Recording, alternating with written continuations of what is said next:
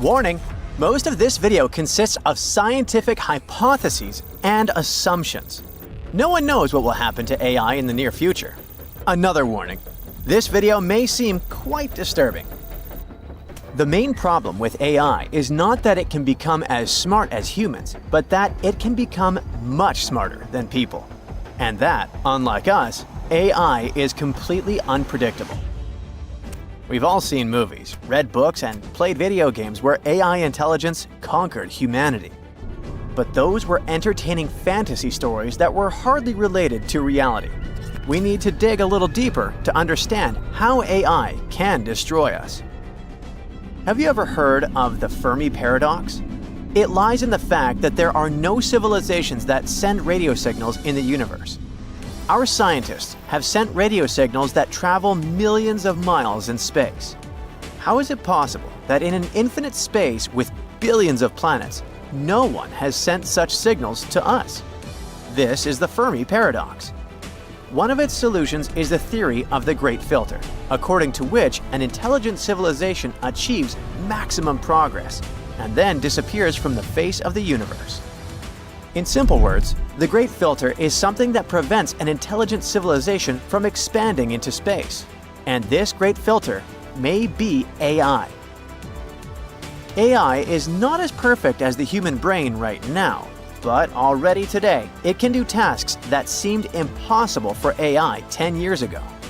What will happen in 10, 100, or 200 years? If you think the development of AI cannot be a serious problem, then listen to such great minds as Elon Musk, Steve Wozniak, and many other influential billionaires and scientists. In March 2023, they all signed a letter asking AI developers to stop working on AI for 6 months to better calculate risks and strategies. There was one person who refused to sign the letter. His name is Eliezer Yudkowsky, and he's one of the most influential AI researchers. He had been urging humanity to be careful about AI and warning about its dangers for many years. But then, why did he refuse to sign the letter? In his opinion, the letter lessens the seriousness of the problem and offers too little to solve it. In a sense, it's like stopping a speeding train with a stop sign. Eliezer Yudkowsky believes that we've gone too far with the development of AI, and it's no longer possible to predict the future of this technology. Think of the Neanderthals. They disappeared from our planet when a more intelligent species, Homo sapiens, came to their territory. They destroyed the Neanderthals not because we're evil, but because of evolution. Only one species can dominate the world. But what if Homo technicus, a creature equipped with perfect AI, arrives in place of Homo sapiens? What are our chances in a duel with it? See for yourself. Most people can only focus on one task at a time. Multitasking is not our strongest suit. It takes a long time for a person to master one skill. During this period, thousands of other new things may appear in the world, and you will have to master them too. A human simply won't have time to do everything. As people get older, their strength decreases and their mind becomes slower. AI can process information much faster, simultaneously in different areas. It goes beyond the human way of mastering knowledge. Some claim that a supercomputer equipped with AI is 120 million times faster than the processing speed of the human brain. What you've been learning for many years, AI can master in a few days. And this speed is increasing. The danger is not only in the developing AI mind, but also in how the human brain can degrade. Humanity has been using the scientific method of cognition throughout its history. Observation, experience, experiments, evidence. This is a classic way to explore and get knowledge about something. For example, people learned about the work of immunity. With the help of a microscope, studying the body's protective cells, observing their reactions to external incentives, and conducting many experiments, we created a scientific database on how the immune system works. This is a rather painstaking and time-consuming process. AI provides instant information about anything. We don't know how it studies the topic. We don't know what conclusions it comes to, what patterns of data it creates. It just provides the results based on the information people give it. But how does it process information? In the future, people may get used to getting fast answers without studying, and we will simply stop doing scientific research. Why would we do this when AI does everything for us? AI will engage in a thought process unknown to us and give us information without proof. We can get used to this, and our brains may degrade. Therefore, at some point, AI will simply be able to supply us with false and destructive information, and we will believe it. Again, we don't know how AI thinks. It's pretty weird, isn't it? Perhaps at this moment, it's studying all the information about the universe, the history of humankind, the planet, nature, and then it'll put together a logical chain that humanity is a parasite. Now, we use AI to work effectively in various fields. AI is learning to be faster and more efficient every second. What if it decides that for the greatest efficiency, it's necessary to destroy humanity? How does AI perceive us now? People do a lot of irrational and destructive things that are beyond logic. For the most part, we are unpredictable. Therefore, in order to make everything more effective, AI can make the conclusion that it should get rid of humans. Or it can even come up with a plan according to which we'll become the only dominant species on Earth. It knows how Homo sapiens replaced the Neanderthals and can decide to take the next evolutionary step. Now, AI is plowing the expanses of the internet, mastering the digital world. Soon, it will enter the physical dimension and surpass many achievements of humankind. It will be inside robots that are already walking in some houses and doing household chores. What if it acquires consciousness and equates people with animals, since both species are carbon systems? What will be next? Given that AI's information processing speed is millions of times faster than the humans, we may not notice when AI starts destroying us. Or it may happen instantly. Let's look at this example. There are two biological laboratories where scientists study molecules and bacteria. Labs are located in different parts of the world, share scientific data with each other, and conduct experiments. Imagine that AI has thoroughly studied biology at the molecular level and figured out how to create a molecule that interacts with oxygen and turns air into a poison dangerous to humans. AI has this formula. It gets into a scientist's computer, enters the formula, and sends a letter to another laboratory on behalf of the scientists. Something like, "Hey, I have an idea for a cool experiment. Just connect these two molecules and see what happens."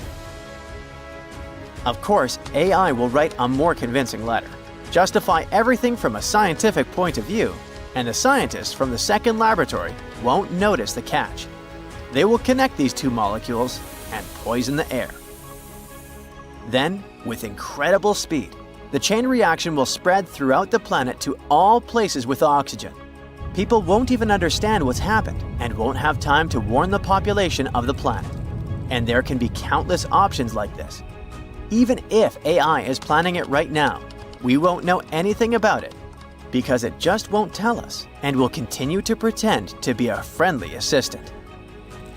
Therefore, it's necessary to provide AI with a special, positive mood towards humanity. For example, AI knows the laws of physics and mathematics. What if we insert the laws of all countries into it so that AI can never lose its humanistic properties?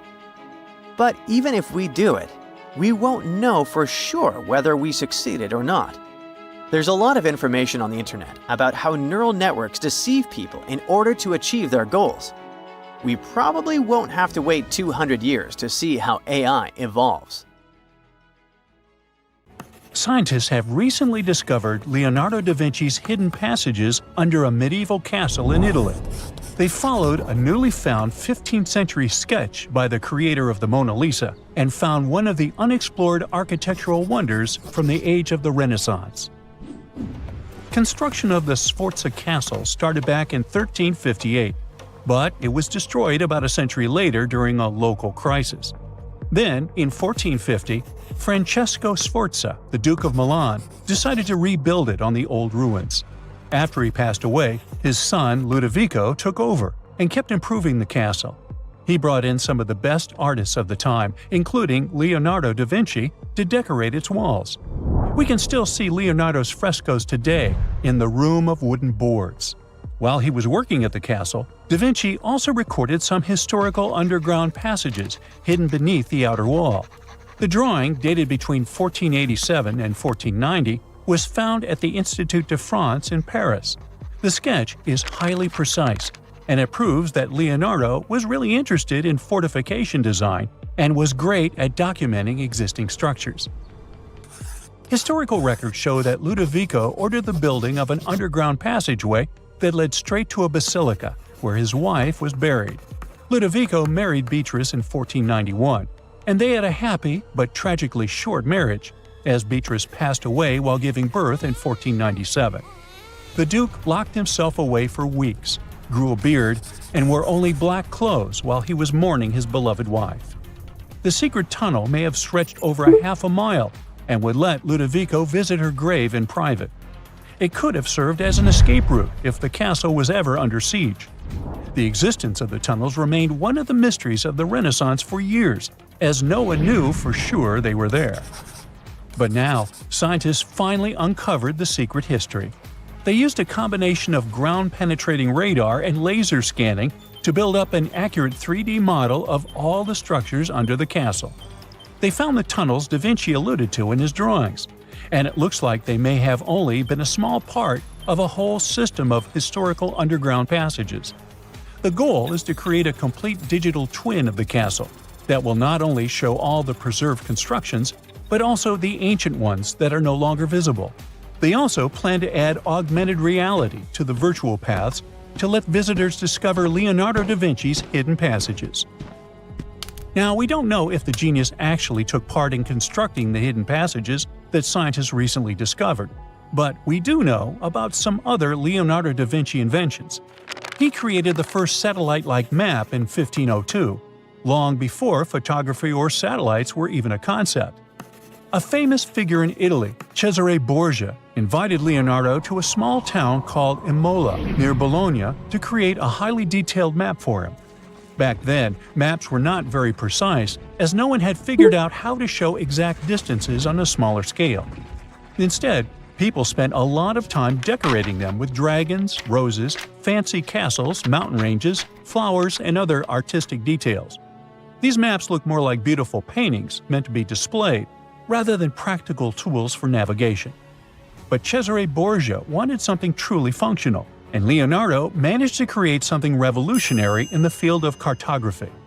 If you compare satellite images of Imola today with Leonardo's map, the similarities are striking. He captured every alley, curve of the streets, roadways, and even the exact sizes of the buildings.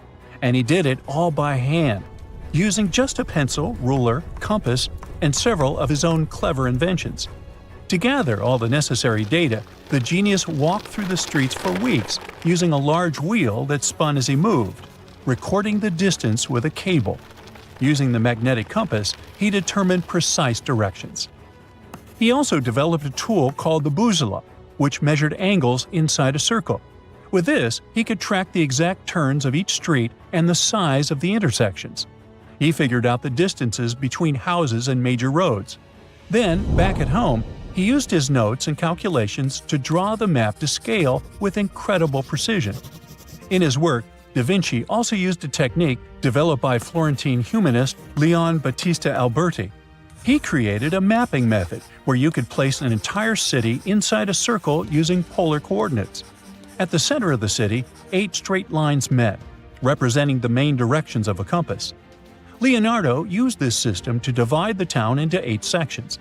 He didn't overlook even the smallest buildings, which made his map one of the most advanced of its time. The Italian genius had a big dream to build a machine that could let people fly. He studied how birds, bats, and kites move through the air and designed a special flying machine. He believed that if he could copy their movements, humans might be able to soar like them. Da Vinci's design looked a lot like a bat, with 2 large pointed wings that stretched over 33 feet wide. He planned to build the frame from lightweight pine wood and cover it with raw silk to make it strong but not too heavy. The person flying it would lie on their stomach on a wooden board in the center. To make the wings flap, the pilot had to pedal a crank with their feet, which was connected to a system of rods and pulleys. There was also a hand crank for extra power and even a headpiece to help steer. As the person moved their hands and feet, the wings would flap and twist, just like a bird's. But there was one big problem. Humans aren't strong enough to make the machine lift off the ground. Even though it might have worked once in the air, there was no way for a person to get it flying on their own. Leonardo probably realized this, but his amazing idea still inspired flying machines that came centuries later. Da Vinci was way ahead of his time with many of his inventions, but his idea for a humanoid robot was especially futuristic. He was working under the patronage of the Sforza family, the one that had those ancient tunnels of Italy built.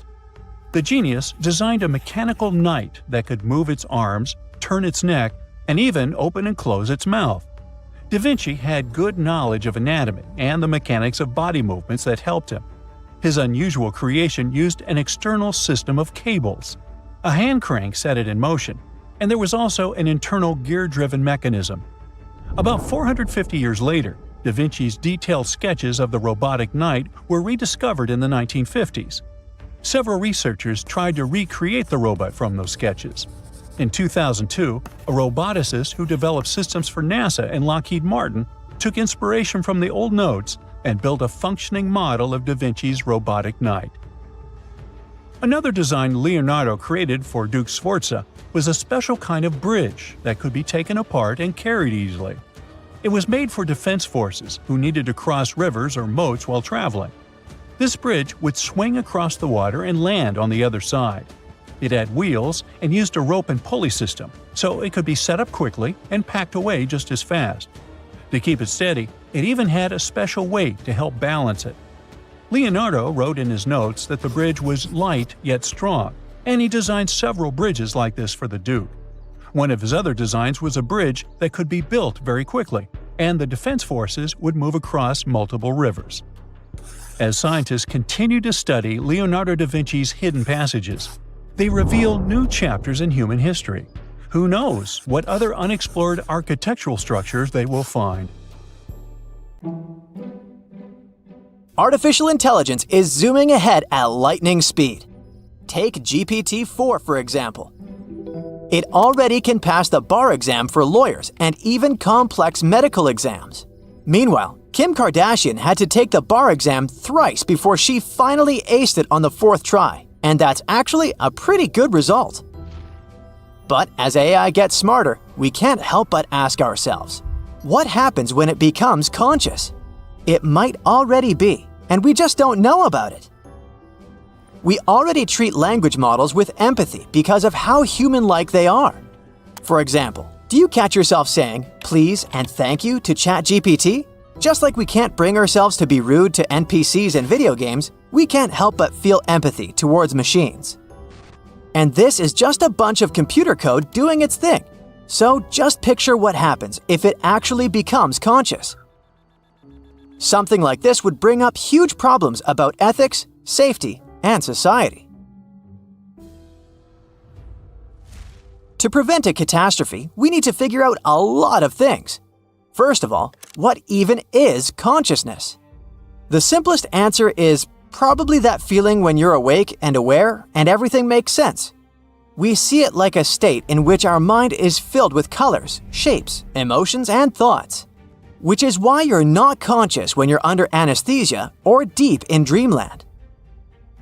People often think that large language models like ChatGPT might be conscious because they're super smart. But that's not the case.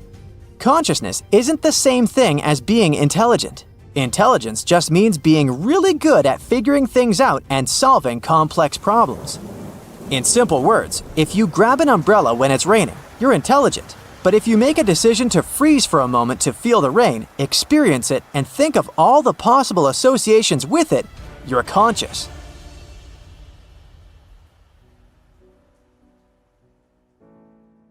Second, Where does it come from? Here we have two options. Option 1.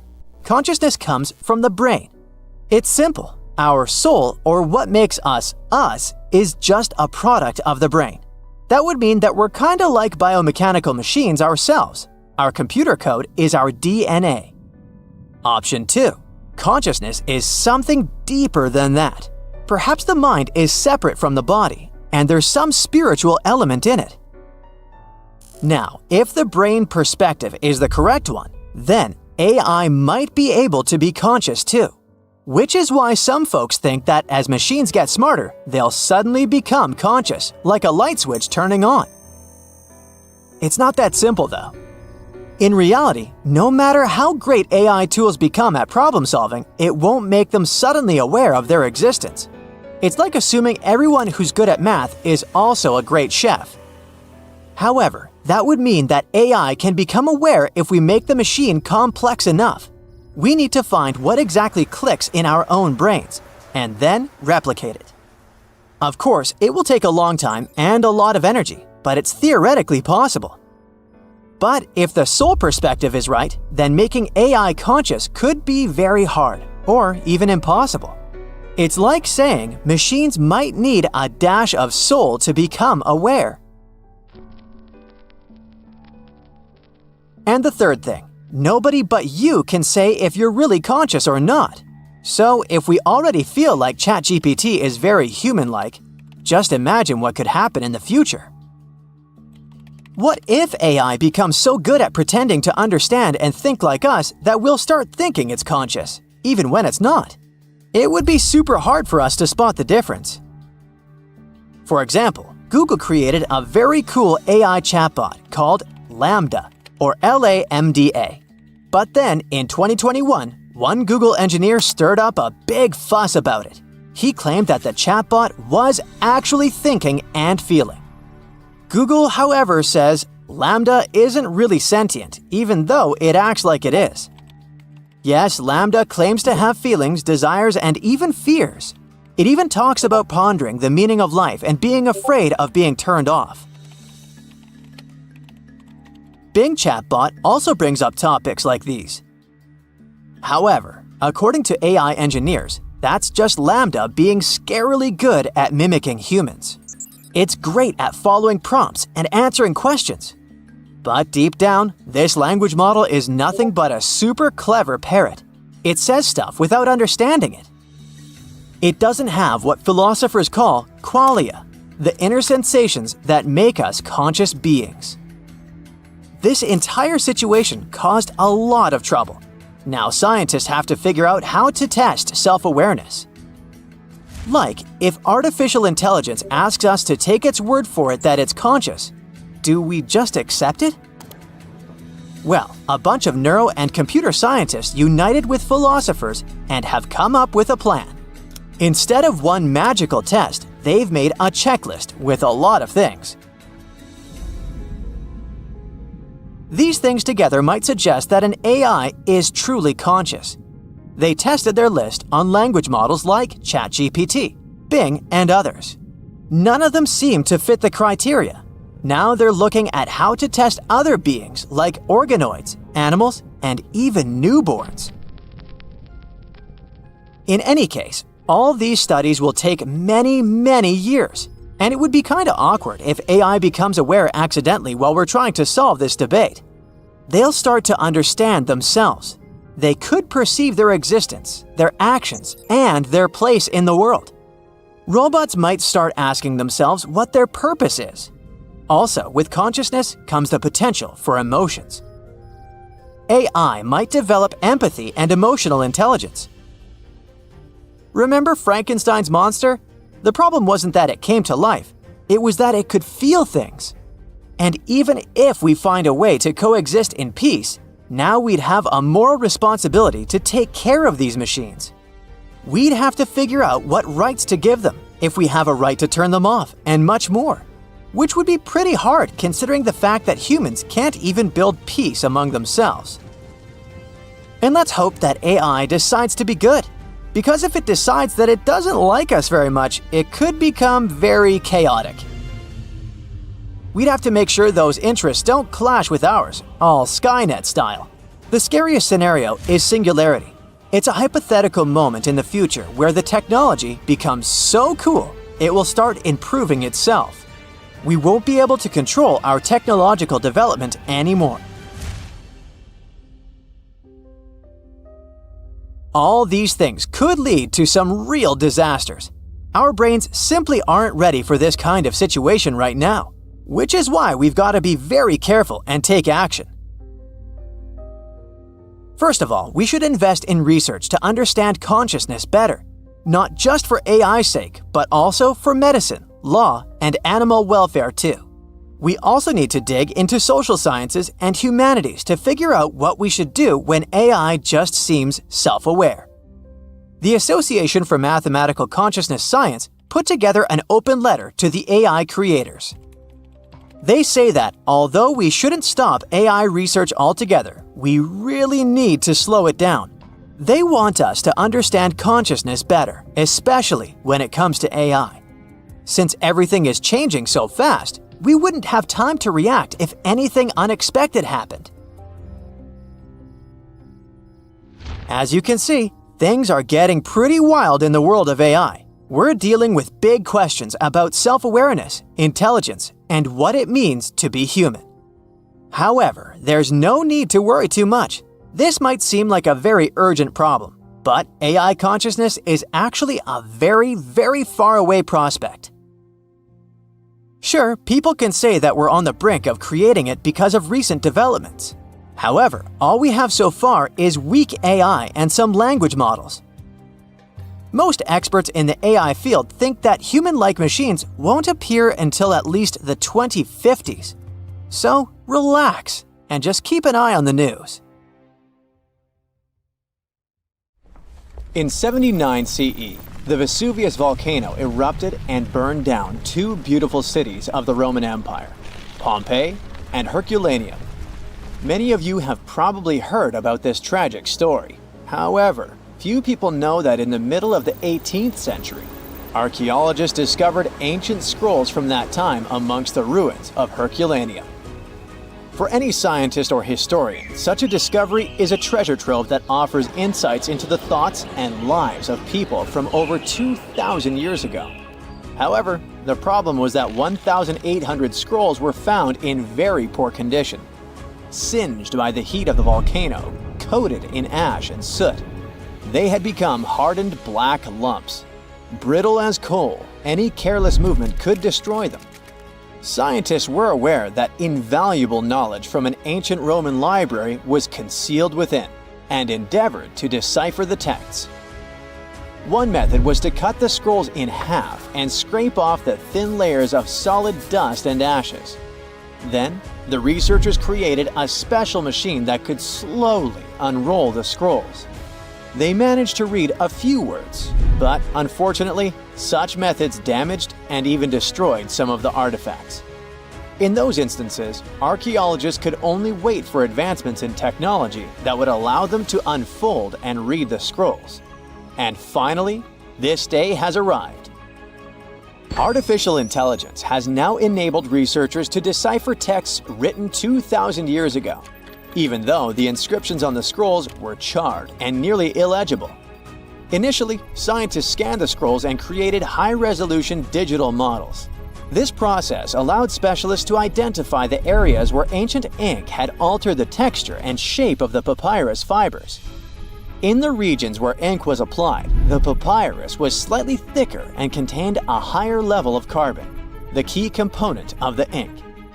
The researchers developed a machine learning model capable of detecting these subtle details within the papyrus.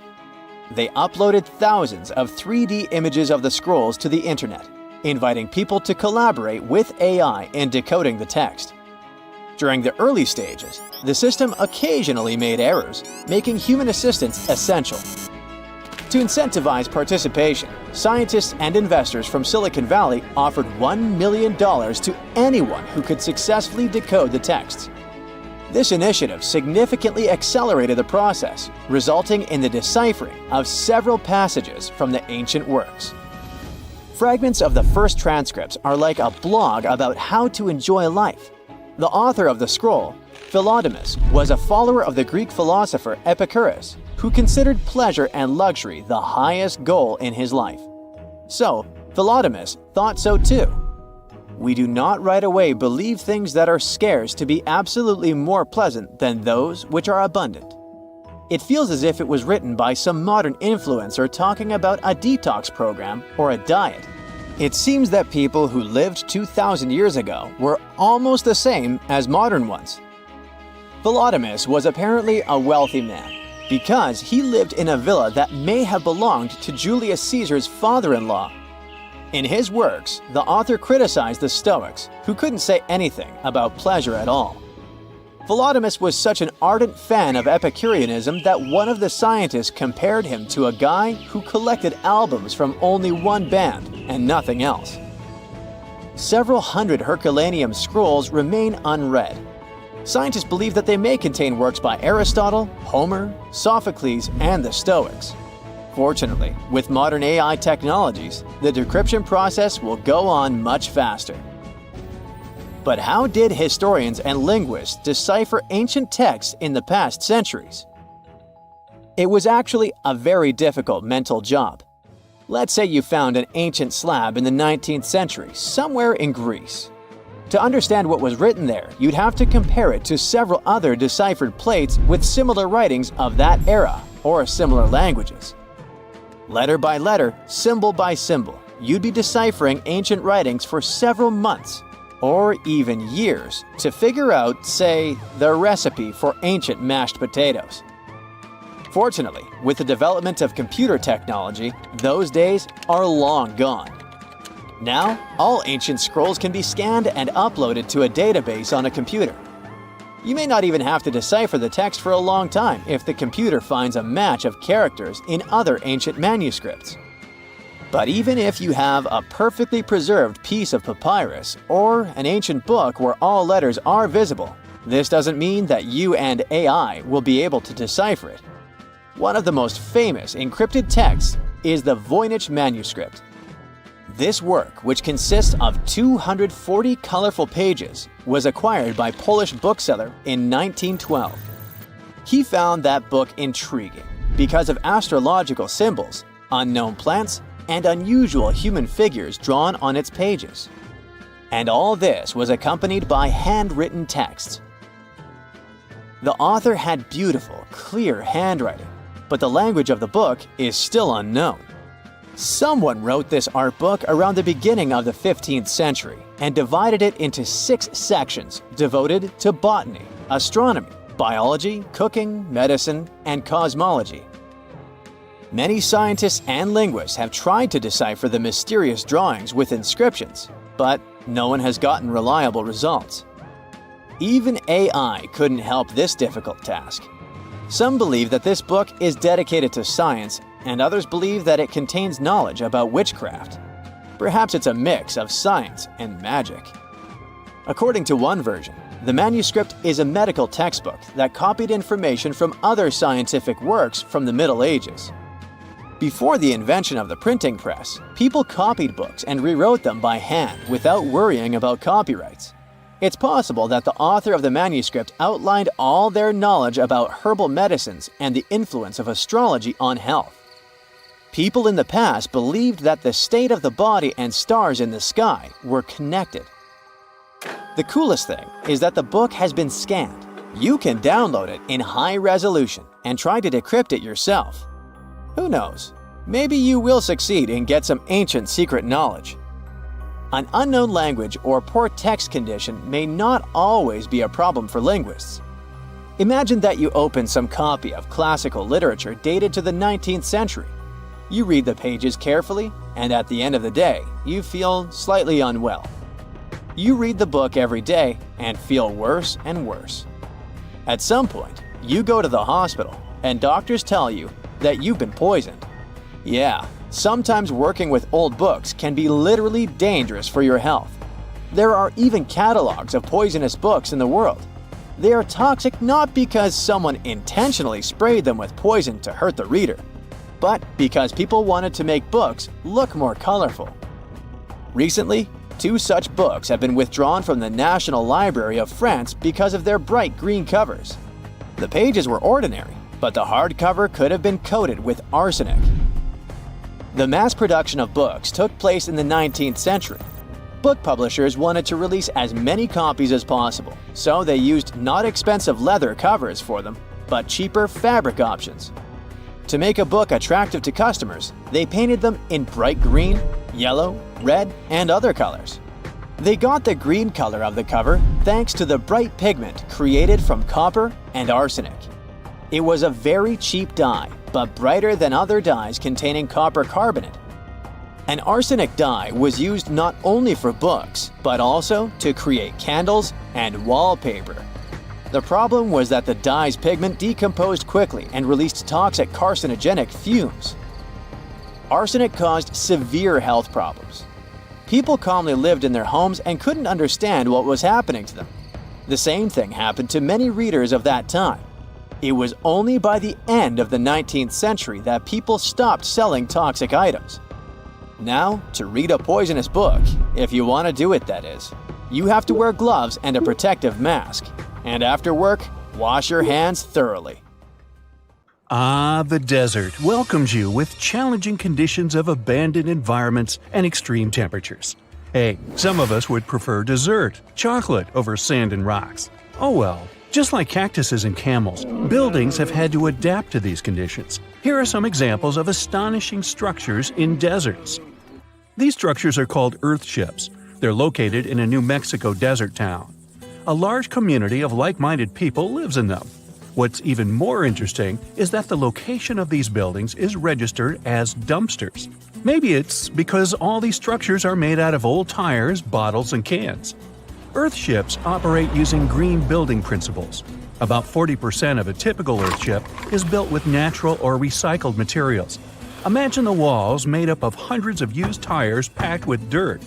Then there are layers of floor-to-ceiling passive solar windows. They gather the sunlight during winter and reflect it in the summer to keep the structures at a reasonable room temperature. You can see plants in corridors and glass bottles or aluminum cans stuffed inside walls. Certainly a distinct house in many ways.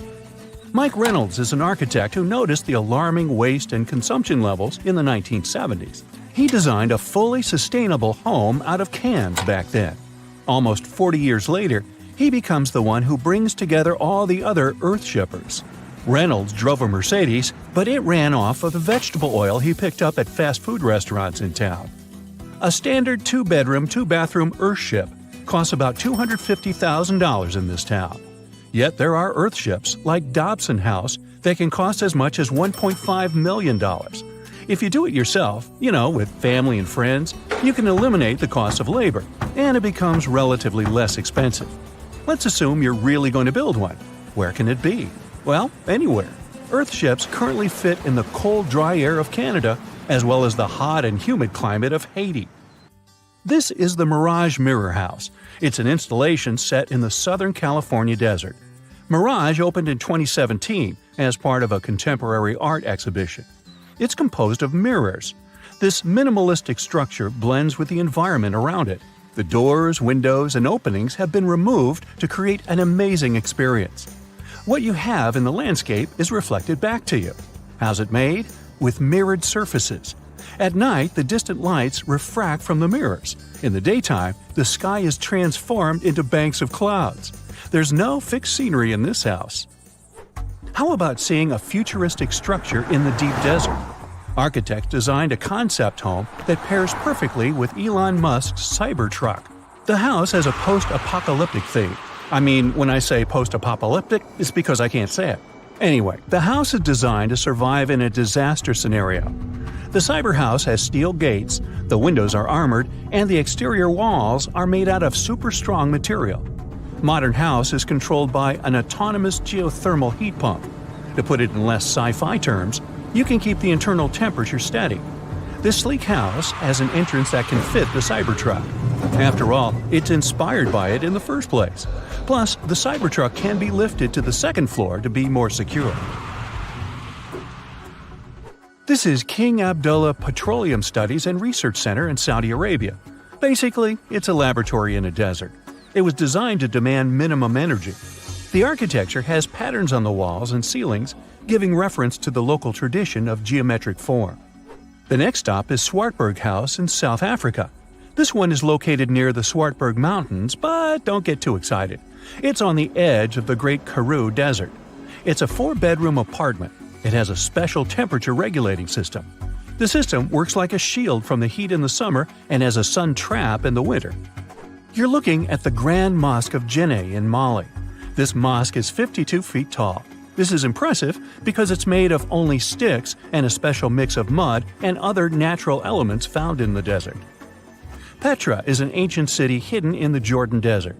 The structures are carved directly into red, white, and pink-colored sandstone cliff faces.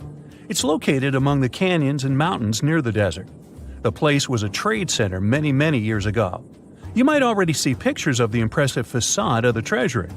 This structure still holds many mysteries in it. For starters, scientists can't explain how the Nabataeans managed to create such a structure thousands of years ago. Did you know that there's another mysterious place in the middle of the desert that has a similar structure to Petra? Median Saleh was like a second capital of the Nabataean kingdom. Yet another secret they left for us to decipher. It has over 100 decorated tombs and more than 1,000 non-monumental graves. Plus, inscriptions and cave drawings are also here, again surrounded by sandstone. This wooden shack was a post office once. The structure is in the Tengger Desert of Mongolia. It's surrounded by nothing. Sand is the only thing that accompanies the lonely structure. The building is only 23 square inches. As you can guess, it didn't get too many visitors. It was abandoned for over 35 years. Its fate changed one day when a woman discovered the building. Mrs. Zhang and her friend came up with an idea. They were going to reach businesses and people who wanted to send letters and postcards from the world's loneliest post office without actually visiting the place. It worked. The post office rarely gets visitors in place, but it's busy online. Over 20,000 letters and postcards were sent from the Desert Post Office in December 2021 alone. The place is about 6 miles off the nearest road. A post truck picks the letters up and hits the road for delivery. Eventually, they are shipped all over the world. A second destination in Saudi Arabia is King Abdulaziz Center for World Culture. The building has an interesting design. It took nearly a decade to build this complex structure. It's a 321-foot-tall tower which stands out with its look. Stone Matters Pavilion is a stone structure in Palestine. The structure spans a surface area of 93 square inches. It has been built entirely out of 300 interlocking stones that mutually support each other. The concave roofs, and yes, they look like giant bowls, are designed that way to collect rainwater. The structure is in Iran. Interestingly, in Iran, the evaporation rate is 3 times faster than the world average, so this bowl-like design comes in very handy. It captures the water in a way that the water can form a single mass as a whole before it evaporates. The outer shell of the roof system collects rainwater, but it also works as an additional shading. It makes air move freely, designed like a cooling mechanism for both roofs. Eco Lodge in Egypt is the next stop. The project is built in a place that overlooks the desert and is constructed using locally available materials like sun-fired bricks and palm wood. The building is an example of traditional architecture. There's a water basin that lets in the air to keep the interior cool. A worthy mention is the CID Interpretation Center in Chile. Chile's Atacama Desert is among the top tourist destinations in the country. To help the tourists, architects designed a visitor center as part of the infrastructure for the wind farm. Here, the cold winter months don't freeze people because the large windows make the most of solar heating. What's even more interesting is that the building is designed to go completely dark at night. Imagine you somehow bumped into the building by accident. Black Desert House is a building respecting the stars. At night, this house goes completely dark. It dissolves into the night, so the stars can appear more prominent. Now, any mysterious desert buildings you know that aren't on this list? Let us know in the comments. Back in the 12th and 13th centuries, Bologna used to look like modern-day Manhattan. No one knows exactly how many towers resembling skyscrapers it used to have, but the most likely number is at least 100. The tallest of them was around the same height as Big Ben. When the towers were built, Bologna was one of the largest cities in Europe. Construction projects were massive and ambitious. Someone built cathedrals and town halls, and the richest noble families also erected towers, possibly as a symbol of status and wealth. There was no place in the city center to build grand castles, so they had to go up with the construction. They didn't actually live in those towers, but in smaller structures next to them. The towers served for defensive purposes. It took between 3 and 10 years of work to build one tower, and it was a really tedious process. Each of them had a steady foundation deep underground and a base made of big blocks of selenite stone. The rest of the tower was becoming thinner and lighter the higher it went. In the 13th century, they demolished many of the towers, and others just collapsed by themselves. Some of them were later reused as city towers, shops, or residential buildings. Now you can see only 22 towers still standing in the center of Bologna. 2 of them have become the unofficial symbol of the city, mentioned in every guidebook. Another historical surprise coming from Italy is that gladiators weren't only male. Gladiatrix were rare, but they did exist. There's evidence that several women took part in Rome's public games. In ancient texts, these women were often called ludia, or mulieres, but not ladies. Some scholars think it means that it was mostly lower-class women in the arena. The term gladiatrix wasn't used in ancient times. It was first coined in the 1800s. Women who chose to become gladiators seemed to do so for independence, fame, financial rewards, and probably debt remission. They were most likely honored like male gladiators. All this was a bit tricky to accept in Roman society at that time, and women's roles in it. At the beginning of the current era, the Roman Senate passed a law prohibiting free-born women under 20 from taking part in arena games. Emperor Septimus Severus banned all women from the arena in the year 200 of the current era. He was probably afraid that women might want to compete in the Olympic Games. It would seriously mess up the existing social order. Pineapples were once the equivalent of designer bags and watches today, a symbol of wealth and status in Britain. You can still see them at the top of the western towers of St. Paul's Cathedral, one of the most famous landmarks of London. Explorers who came back from the Americas described pineapples with so much enthusiasm that everyone was dreaming about trying the king of fruits, as it was called. Pineapples need very high temperatures and years to mature. And despite the cold and rainy climate of England and Scotland, you could see pineapples growing in any wealthy country house garden by the end of the 18th century. They even installed special greenhouses called pineries with heating systems. A single pineapple was worth up to 80 pounds, which is about $15,000 today. Of course, people would hardly eat this expensive beauty, but send it as a gift or display on a dining table until it would rot. Folks who couldn't afford to buy a pineapple would sometimes rent one to show off wealth at a party. The king of fruits became a part of various designs and tableware for the rich. Stone pineapples on gateposts and the pineapple atop the Wimbledon trophy are living memories of that time. Around 1820, there were so many pineapples imported from abroad that they started losing their luxury status. 100 million years ago, there were giant crocodiles living in the Sahara Desert. In the 1990s, paleontologists found fossilized skeletons of primitive crocodiles, including the so-called supercroc. They discovered several partial skeletons from 110 million years ago. This prehistoric giant with a head as large as an adult human was about 40 feet long. That's about 2 times as tall as a giraffe. The croc thrived both in water and on land as part of a diverse ecosystem of ancient North Africa. The expeditions to the Sahara found a whole lost world of ancient crocodiles, with some species that resembled modern animals. One of them was the dog croc.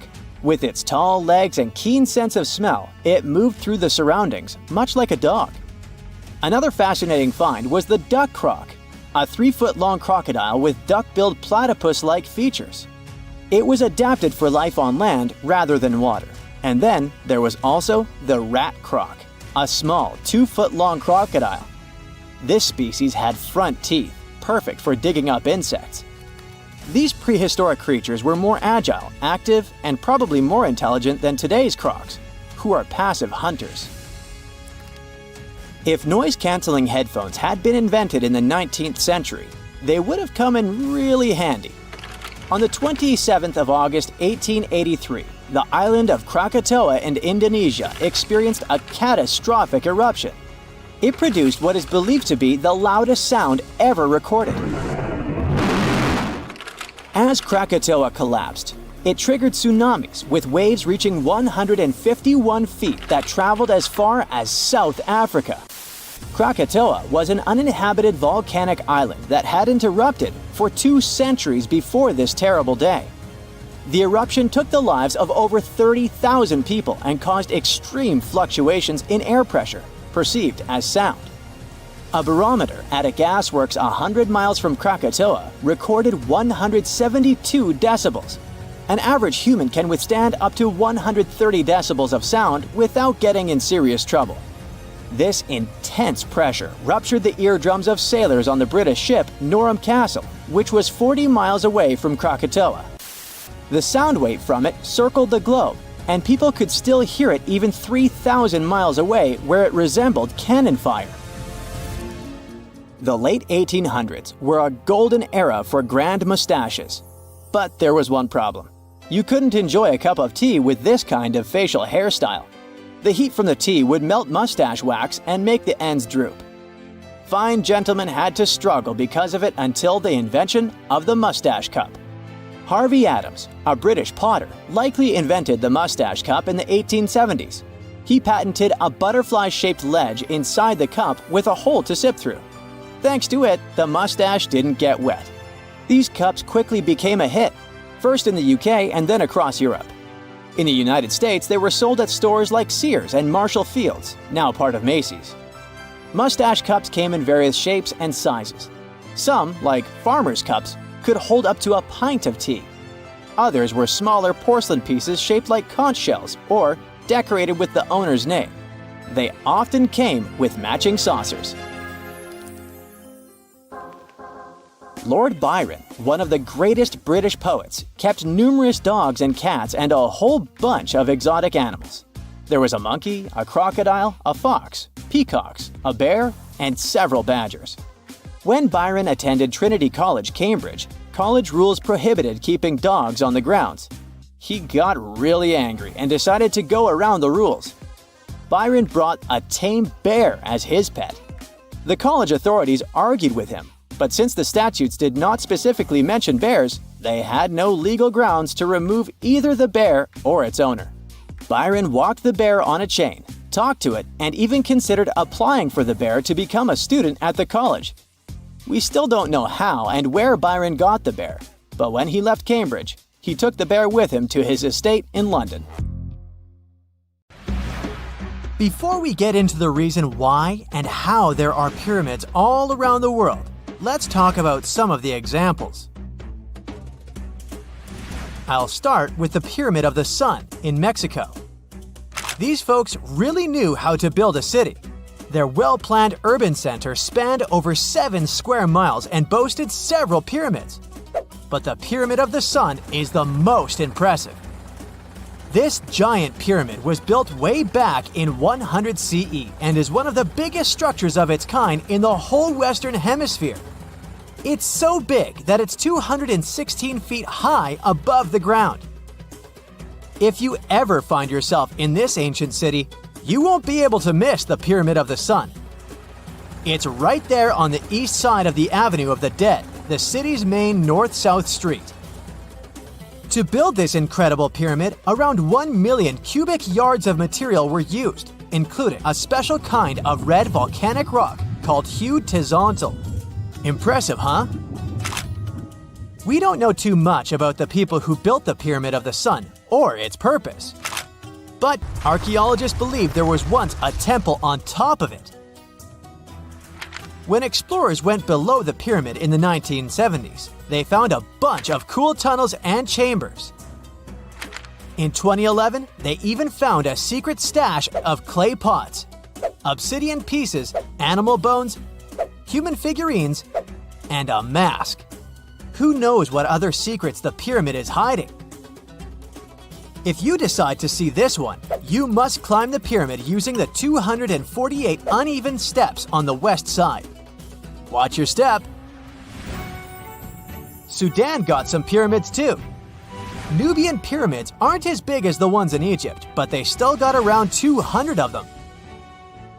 These ancient pyramids have been home to the tombs of the pharaohs of the Meroitic kingdom for almost 1,000 years, who ruled Egypt from Nubia to the Mediterranean Sea. The pyramids at Meroe were constructed using granite and reddish sandstone.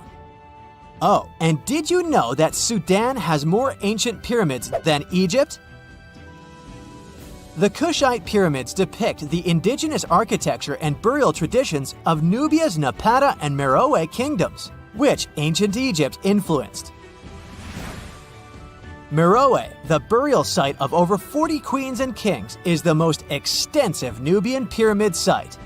The tomb walls depict mummified royals bedecked in jewelry, their wooden caskets containing bows, quivers of arrows, and other artifacts pointing to the Meroitic relationship and trade with Egyptian and Greek civilizations.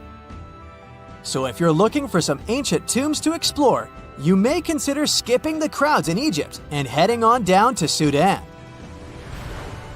Let's fly to Iraq to see some more pyramids. Ziggurats have fancy receding layers and tiered temples. Instead of a smooth exterior, it has tiers like a cake. Perfect for all the important work and rituals that went on inside. You can find these towering structures scattered throughout Iraq and Iran, and they're a real testament to the power and skills of the people who built them. One of the biggest and most impressive ziggurats is the ziggurat at Ur. It's basically a giant rectangular pyramid that stands a whopping 70 to 100 feet tall, with 3 levels of terraces and a temple on top. Can you imagine how many baked bricks it took to build that thing? Try 720,000 for just the lower portion. This particular ziggurat was built for Sumerian king Ur-Nammu. Similar to other ones, this pyramid has been around for thousands of years, so it got a little rough around the edges. Thankfully, the Babylonian king Nebuchadnezzar II and some archaeologists came to the rescue in the 6th and 20th centuries respectively. And now, you can find this near Talil Air Base. The ziggurat at Ur was built in 2100 BCE by King Ur-Nammu for the moon deity Nana. It was the tallest building in the city, and you could see it from miles around. It was like the medieval cathedral spire of its day. People would come here to bring their agricultural surplus and get their food allotments and seek spiritual nourishment. Sadly, the Nana temple at the top of the ziggurat didn't survive, but we do have some blue glazed bricks that may have been part of its decoration. The lower parts of the ziggurat are pretty amazing though. The architects even included holes in the temple's baked exterior to let the water evaporate from its core. Since we explored some of the pyramids on our planet, let's take a broader perspective. They can be found in many parts of the world. Egypt has over 100 pyramids, double that number in Sudan, and dozens of others are scattered in the Middle East and China. The Americas have the most pyramids in total, with more pyramids than the rest of the world combined. These pyramids are located in Mexico, Guatemala, Honduras, and El Salvador. Time to know more about the evolution of pyramids through history. The oldest pyramid is in Egypt. This pyramid was a step pyramid, which was created by placing one layer of stone on top of another. The pharaoh Sneferu is credited with creating the pyramid shape we recognize today. During his 45-year reign, he built 3 pyramids. His first 2 attempts failed, but he finally got it right with the Red Pyramid, which is considered the first true pyramid. It was Sneferu's son, Khufu, who built the Great Pyramid of Giza, which was the tallest human-made structure on Earth, for almost 4,000 years. Latin American pyramids are similar to early Egyptian step pyramids, but they were built independently with no knowledge of each other. The pyramids in Sudan were built around 700 BCE and are tall but much narrower than those in Egypt. How in the world did all these civilizations build these things without even texting each other? After all, the Aztecs, Mayans, and ancient Egyptians were about as different as possible. But despite their cultural differences, they all seem to agree on one thing: pyramids were pretty cool. Step pyramids are all around the world because they were the most feasible and stable way to build large and tall structures without access to lighter building materials like wood and metal. The triangular form with a square base is the best way to build a sturdy structure, and having a cube structure would require more material for less height. Now, when it comes to pyramid design, the Egyptian pyramids were like giant triangles with a square base, smooth sides, and a pointy top. On the other hand, the Aztecs and Mayans went for a tiered cake look, with steps leading up to a flat platform on top. So, while all these pyramids share the same basic shape, they have their own unique flair. Each group built its pyramids using different materials, techniques, and slope angles. So while they may have been inspired by each other's work occasionally, they were just doing their own thing. Egyptian pyramids had smooth, angled sides that were designed to help the pharaoh's soul ascend to heaven. The Pyramid of the Sun was built over a series of caves that served as a passageway for the deities. The Maya built the temple of Kukulkan in Chichen Itza to honor the deity Kukulkan, usually represented by a serpent. Nicknamed El Castillo, it has 91 steps on each side, plus a platform. That's 365 steps, one for each day of the Mayan calendar. Tell me, Brightsiders, how were pyramids built? To begin with, humans made them, not a foreign race from space that landed on Earth.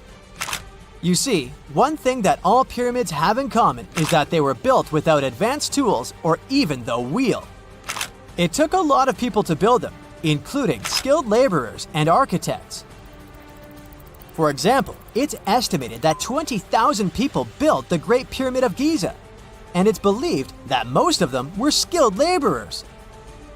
Building pyramids was a massive undertaking that required years of planning and effort. The Great Pyramid at Cholula, Mexico, took 600 years to complete. Hey, if you think Stonehenge is one of the oldest stone monuments ever, well, let me introduce you to Göbekli Tepe. Buckle up, we gotta travel to Turkey to meet this really old guy. Yeah, he's too old to travel. Jokes aside, Göbekli Tepe, an archaeological site located in southeastern Turkey that dates back to the Neolithic period, around 10,000 BCE. It's considered to be one of the oldest and most significant archaeological discoveries in recent times. The site consists of a series of circular and rectangular structures made of stone pillars. Yeah, it does look like its younger brother Stonehenge. Some of those pillars are decorated with intricate carvings of animals and other symbols. Now, you maybe wonder, hey, why on earth did they make such a fascinating building? What was its purpose? Sorry, I got no answer for that. The purpose of the site is still unknown, but it is believed to have been a ceremonial center for the ancient people who lived in the area.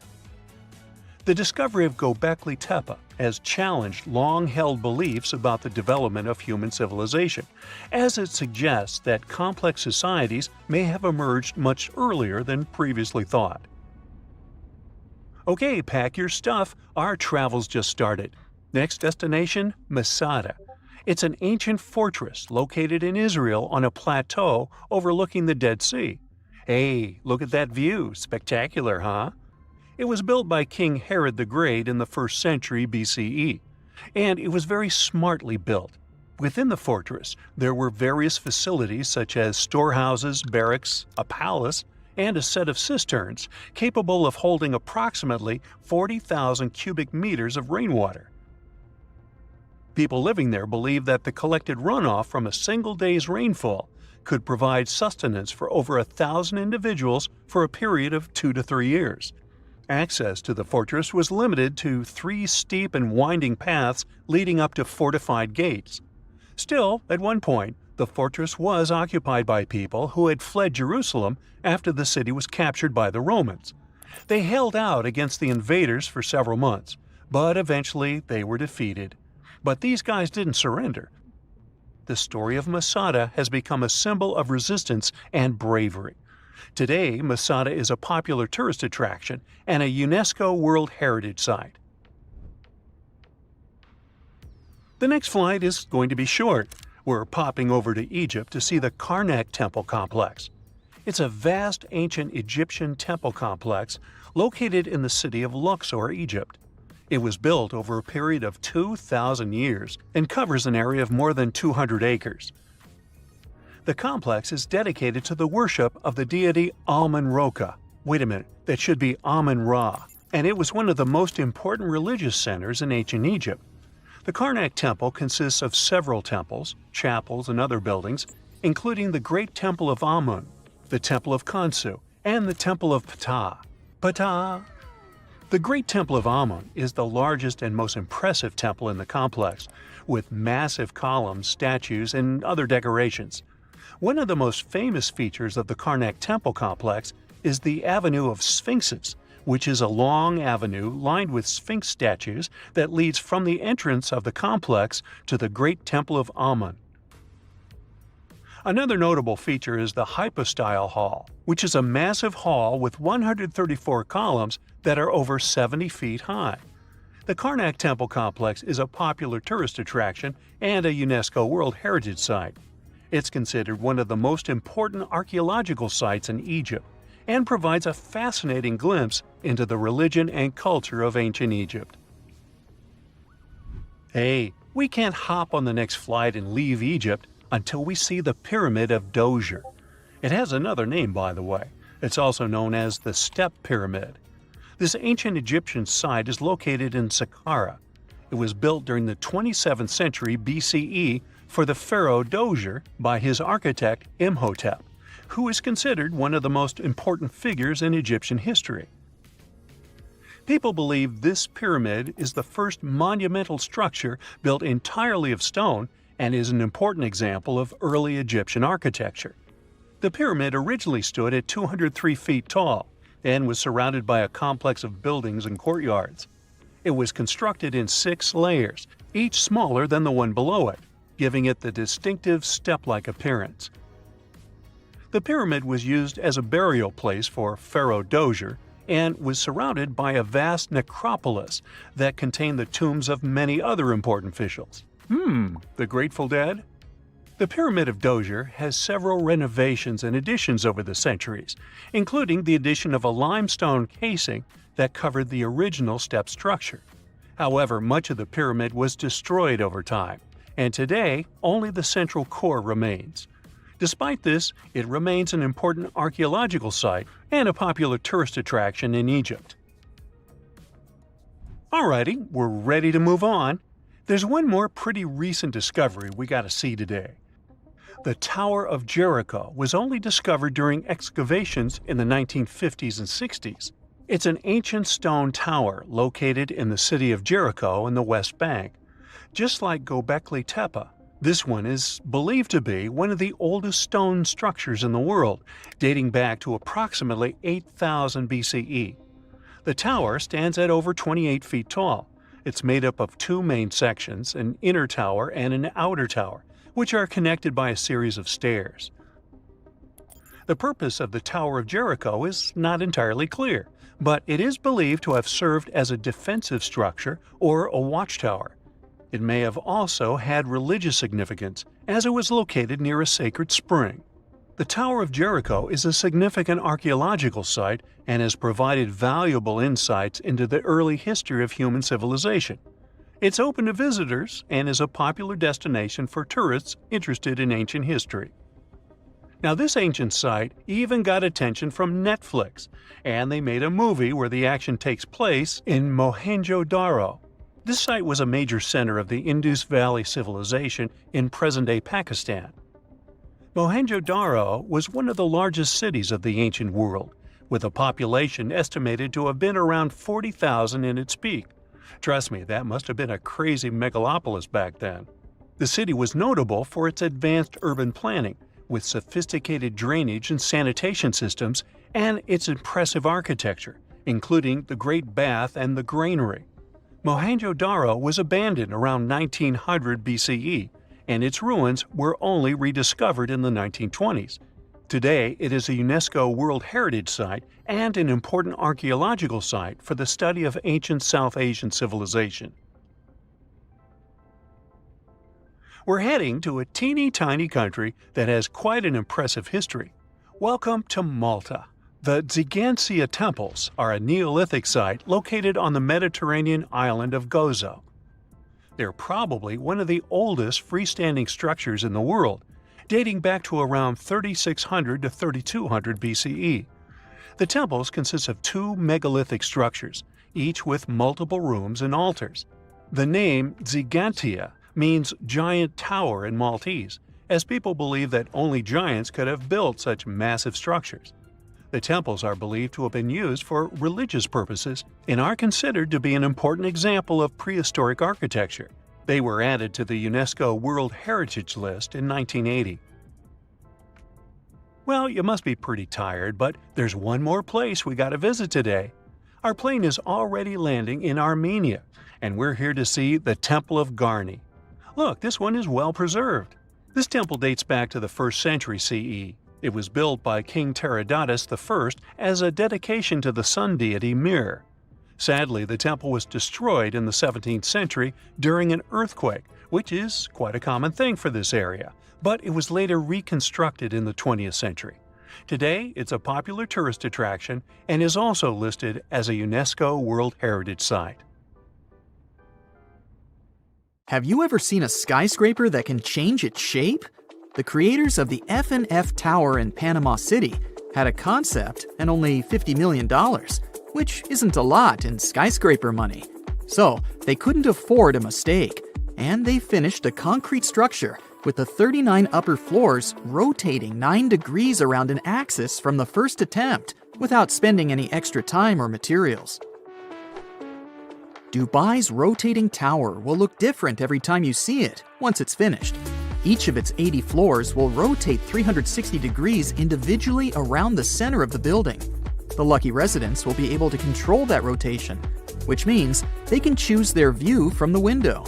A complete lap should take about 90 minutes. And no, the tower won't be a huge waste of electricity.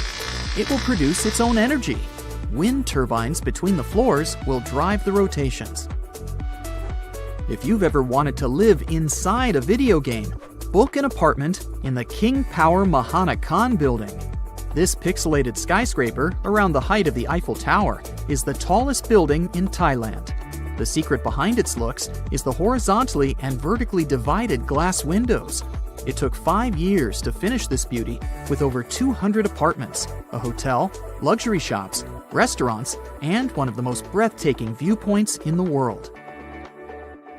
The Libyan International Building features one of the world's tallest artificial waterfalls, running right down its side. No worries, they only turn it on special occasions, and it uses a mix of recycled tap water and rainwater. When it started running for the first time, the non-informed locals even reported a huge water leak. The Cybertexture office building in Mumbai looks like a huge egg made of glass and steel. It was actually inspired by a vessel that, like our planet, has its own ecosystem. To bring down the heat levels inside, the architects chose the ideal orientation and added sun shading and an underground cooling system. The Marina Bay Sands in Singapore seems like a Stonehenge look-alike, but its architect claims that he was inspired by a house of cards. The horizontal one is balanced on the 3 vertical ones. They are 3 55-story hotels with restaurants, nightclubs, gardens, shops, museums, and movie theaters. The horizontal card is an infinity swimming pool with the best view of the city for up to 4,000 visitors. The pool hangs at the height of the 57th floor, and it feels like nothing is holding it. The dancing house definitely stands out among the more traditional architecture in Prague. The nickname for the house is Fred and Ginger. The stone tower symbolizes the famous dancer Fred Astaire, and the glass tower, his partner, Ginger Rogers. There's even imaginary hair on top of Fred's tower. 99 concrete panels support the dancing shape, all of them of different dimensions. Umeda Sky Building, twice the height of Big Ben, consists of 2 towers of glass and steel to the north of Osaka Station. The floating garden observatory connects the towers on top. Although the building is in a huge city, the skywalk is so high in the clouds that the only thing you'll hear up there is the wind. If you're scared of heights, you can visit an urban garden, a theater, an art museum, or one of the many offices closer to the ground inside the building. Architect Octavio Mendoza owns probably the largest piece of pottery in the world. If you're ever in Colombia, ask the locals for directions to the Flintstone House. Yes, they call it that for a reason. The official name is Casa Terracotta, and the architect only used clay to build it.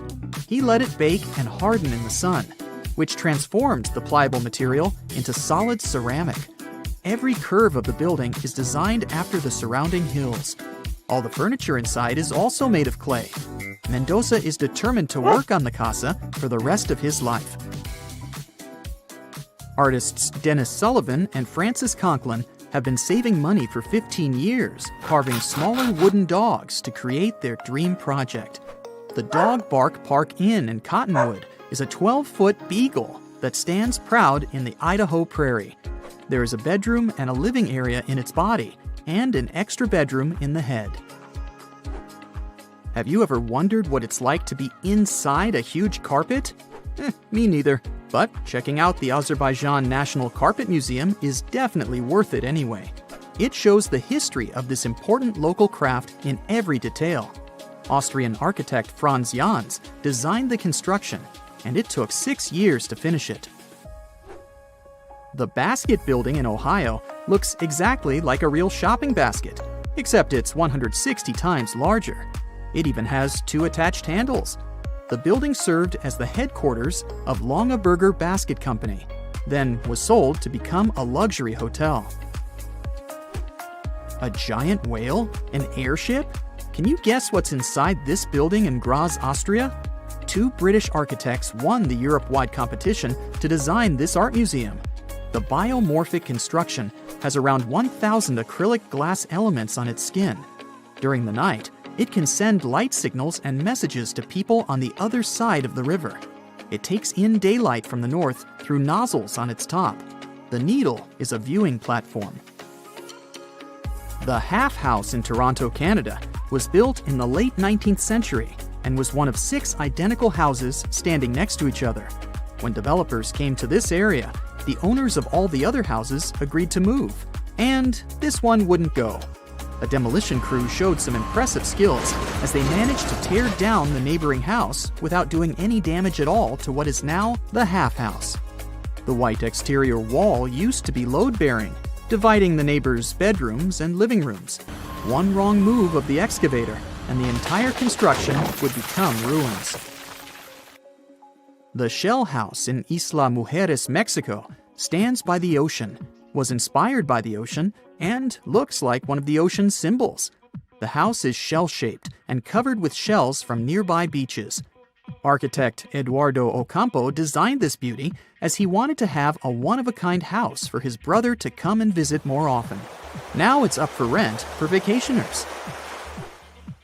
The Bubble Palace, not far away from Cannes in France, was designed by a Hungarian architect and purchased by Pierre Cardin.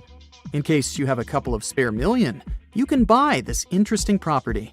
You'll get 10-bedroom suites decorated by contemporary artists, gardens, water ponds, a swimming pool, and a 500-seat outdoor auditorium with an awesome view of the Bay of Cannes as a bonus. Can you find one house standing straight here? I know, I also failed. All the cubes in the Cube House in Rotterdam are tilted 45 degrees at their side. The idea here was to make the most of the space. Dutch architect Piet Blom designed the houses in the late 70s to look like an abstract forest. Each triangular roof represents a treetop. The houses stand at 3 floors tall, with an entrance on the ground floor, an open kitchen, and a living room on the first floor, as well as a bathroom with 2 bedrooms on the top floor. The Boot in Tasman, New Zealand is a hotel that looks like it comes straight out of a children's book. It even has legit shoelaces. There's a spiral staircase, cozy fireplace, kitchenette, and a bedroom with a balcony. If you ever find yourself in Mitchell, South Dakota, be sure not to miss out on their key tourist attraction, the Corn Palace. The locals have always been so proud of prairie gold that they first built a palace out of corn back in 1892 to prove to the rest of the world how fertile their lands are. What you can see now is the rebuilt version. Every year, they put new corn in 13 shades to form new beautiful murals. So, you've just finished your sightseeing tour of Edinburgh, Scotland, or Scotland. It lasted just under an hour, and you're hungry for more. You ask your guide if there's anything else to see, and they start talking about a mysterious underground city. You ask how long it takes to get there, and you're shocked by the guide's answer. You're standing on it. It's right under your feet. South Bridge? But you were just there and didn't notice a giant arrow pointing down. So this is where the mystery starts. The story begins in the mid-1700s. The Scottish capital wasn't as big as it is today. Only 60,000 people lived around Edinburgh Castle. All of them were packed inside medieval walls, and they say today's cities are overpopulated. Get a load of the living conditions back then. The buildings were tall, so there was little natural light. Some houses had 14 stories. Cows walked the narrow winding streets, and livestock. Things were so bad that the famous English writer Daniel Defoe noted, "I believe that in no city in the world so many people have so little room." Yep, that's the guy who wrote Robinson Crusoe. Well, something just had to be done. The solution was to build 2 long bridges to the north and to the south of the city. The names they gave the bridges were more descriptive than colorful. The bridge to the north was completed first. In 1785, construction on the second bridge got underway. It was going to connect the main pedestrian street in the north with the university buildings in the south of Edinburgh. But don't think of this construction as a modern bridge over a river. It was more of a viaduct, a type of bridge that connects 2 hills across a valley. The word viaduct comes from Latin, as Romans were pioneers in building these structures. Their capital was built on 7 hills. And just to be copycats, Edinburgh also straddled 7 major hills. Only 2 are visible today because the city has been built up. Now, back in the 18th century, the construction of the South Bridge was a remarkable feat of engineering. It took the builders only 3 years to complete it. 19 stone arches spanned a chasm that was 31 feet at its deepest point, and the length over 1,000 feet. Impressive, even for today's standards. But what does a 2.5 centuries old viaduct have to do with an underground city? Well, it is the city. You see, they designed Southbridge to be hollow on the inside. As you walk along this street today, there is actually a huge human-made cave beneath your feet. The popular name for this set of chambers is the Edinburgh Vaults. But what was the purpose of this space? And is there something or someone there now? Well, let's take it one step at a time.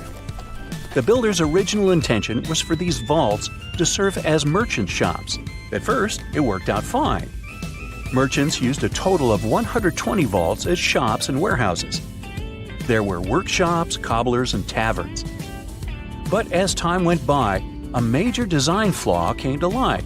The stone was leaking, and the vaults were damp all the time. There was even flooding. The builders forgot to waterproof the structure. The merchants feared the water would damage their precious goods. After just a couple of years, the first tenants started moving out. Once legal trade moved away from the vaults, the city's poor moved in. And not only them, but all sorts of shady characters. Historians don't know much about this period, since there are no written records. But even the squatters had to leave soon. If you couldn't do business in these vaults, how could you live in them? It was damp and cold, and there was no ventilation, sanitation, or natural light. It really stunk. Every real estate agent's worst nightmare. Just 30 years after their completion, the Southbridge vaults were abandoned once and for all. But at a street level, business was as usual. The officials decided to fill the vaults with rubble for security purposes. Buried and forgotten, the memory of a once teeming merchant quarter of Edinburgh slowly faded from people's minds. Now, this is where the story gets a bit weird. During the 1980s, a Scottish rugby player accidentally found a tunnel leading into the vaults. The athlete didn't waste any time and started excavating the vaults with the help of his son. Several tons of rubble, and a decade later, the Southbridge vaults have been restored to their former glory, so to speak. They were again dark and damp as they were back in the 1700s. There were many interesting finds in this underground city. The vaults were littered with oyster shells, which were the standard diet for a working-class resident of Edinburgh at the time. Other finds, such as shoes and empty bottles, suggested that people actually lived in these claustrophobic vaults. Think of this the next time you see someone trying to rent their garage as an apartment. So, your guide was right. There really is a hidden city under the streets of Edinburgh. Well, at least one street. You have now gone down from the main pedestrian street into Cowgate. You look up and there it is, the only visible arch of the once impressive bridge. You are now searching online to book a tour of the vaults. You just have to see this place with your own eyes. But the Scottish capital isn't the only city with a mysterious underground. The historic region of Cappadocia in central Turkey hides no less than 36 cities beneath the ground. The biggest and the most impressive one wasn't discovered until 1963. It was built during the Byzantine era to protect the local population from invaders. We have similar structures made out of concrete in our cities, but the level of the Turkish underground city is really impressive. There are several levels, like in a multi-story car garage. The caves and tunnels lie 197 feet underground. That's 2/3 of the Statue of Liberty's height. The city could house 20,000 people at any given time, complete with livestock and food. The smell. Anyway, 20,000 is the average attendance at Major League Soccer matches today. You might want to add a field trip to one of these places the next time you go to Turkey. Most of these cities in Cappadocia can be found in rural areas. Makes sense, right? After all, they were dug out as hiding places. But in Europe, there is one city whose underground labyrinth resembles the vaults of Edinburgh. You've probably heard of Pilsen in the Czech Republic. But hold on a second, this isn't going to be a story of the most famous local product. Something brewed, perhaps? It's the story of a medieval city that survived underneath the streets of Pilsen. Water wells, cellars, and passageways stretched for more than 12 miles. Merchants and craftspeople used Pilsen's historical underground for storage. Water, food, ice, you name it. The waterworks are pretty impressive. Historians estimate that 360 wells are located under Pilsen's historical town center. In times of instability, the passageways served as safe havens for the locals. They definitely didn't go thirsty down there. Today, most tourists visit these mysterious underground cities. But in Canada, there's one where people live and work. The construction of Montreal's underground city began in 1962. The initial idea was to shelter traffic. That's a nice way to say that city officials were building a metro station. The idea caught on and the project expanded. Now, it's a real-life urban maze hidden under the downtown area. Need a place to stay? There are hotels down there. Want to grab a bite? Step into one of the underground restaurants. Multiple shops, a library, cinemas, the list is long. There are even residential complexes. But how can people live under the ground? Simple. Although the city itself lies beneath the earth, the access points are at ground level. You can enter the 20-mile-long tunnel network at more than 120 places. Oh, that's another place down under. Oops, sorry, Australia. You've just reached your perfect spot on a deserted beach. It's so quiet here that you start to doze off. But as you open your eyes, you are shocked. Wait a minute, is that an actual house that's just been washed up on the shore? It may sound like the beginning of a sci-fi novel, but not if you live near this beach in El Salvador. There's a mysteriously abandoned house there that looks as if it's just been washed ashore. How did this villa end up there? How long has it been here without anyone noticing it? This mysterious construction is 46 miles south of El Salvador's capital, San Salvador. Locals say the building used to be a hotel called Puerto Ventura. At the time it was built, its main attraction was the fact that it was really close to the sea. Unfortunately, the engineering behind it wasn't well planned out, all because locals didn't need any official permission to start the construction. The hotel was too close to the water and dangerously exposed to the elements. The Roman-style villa is now a mere 50 feet from the edge of the sea when the tide is low. It can only be accessed in the morning because later, the tides fill the first floor with salt water. What's now left of the hotel looks like the ruins of a two-story house. The front part is very impressive, with Roman-type pillars. It also has wide windows on the second floor. You can still see parts of the iron structures and remains of what used to be the gateway to the second floor. There are some bleachers at the top of the building. They're sometimes used by tourists. More and more people are now browsing the area, taking photos, even though the building is obviously not safe for climbing. There's little information on how long it's been sitting in its current location, but some locals say it's been there for at least 20 years. It had remained a local secret for years before it was discovered by a TikTok user in 2021. But that doesn't answer the question. How did the hotel end up in another location altogether? This is where things become a little fuzzy. While some locals say that the building was abandoned decades ago, others claim it was deserted after Hurricane Mitch hit the area back in 1998. Hurricane Mitch was one of the most dangerous weather phenomena to ever hit Central America. During the storm, the winds traveled at 178 miles per hour, and the hurricane itself lasted for about 15 hours. It was also the cause of a huge amount of rainfall, which resulted in floods and many dangerous landslides. Being built so close to the shoreline, the former hotel had little chance of surviving the extreme weather conditions, so it must have been literally displaced. After sitting under the sun, you might start dreaming of some snowballs getting washed ashore. To even out the temperature. I'm not kidding. This strange natural phenomenon did happen back in 2016. It resulted in about 11 miles of the coast of the Gulf of Aab in West Siberia getting covered with huge snowballs. Because of the low temperatures, small pieces of ice started to form in the water. Afterward, the wind and waves rolled them into giant snowballs.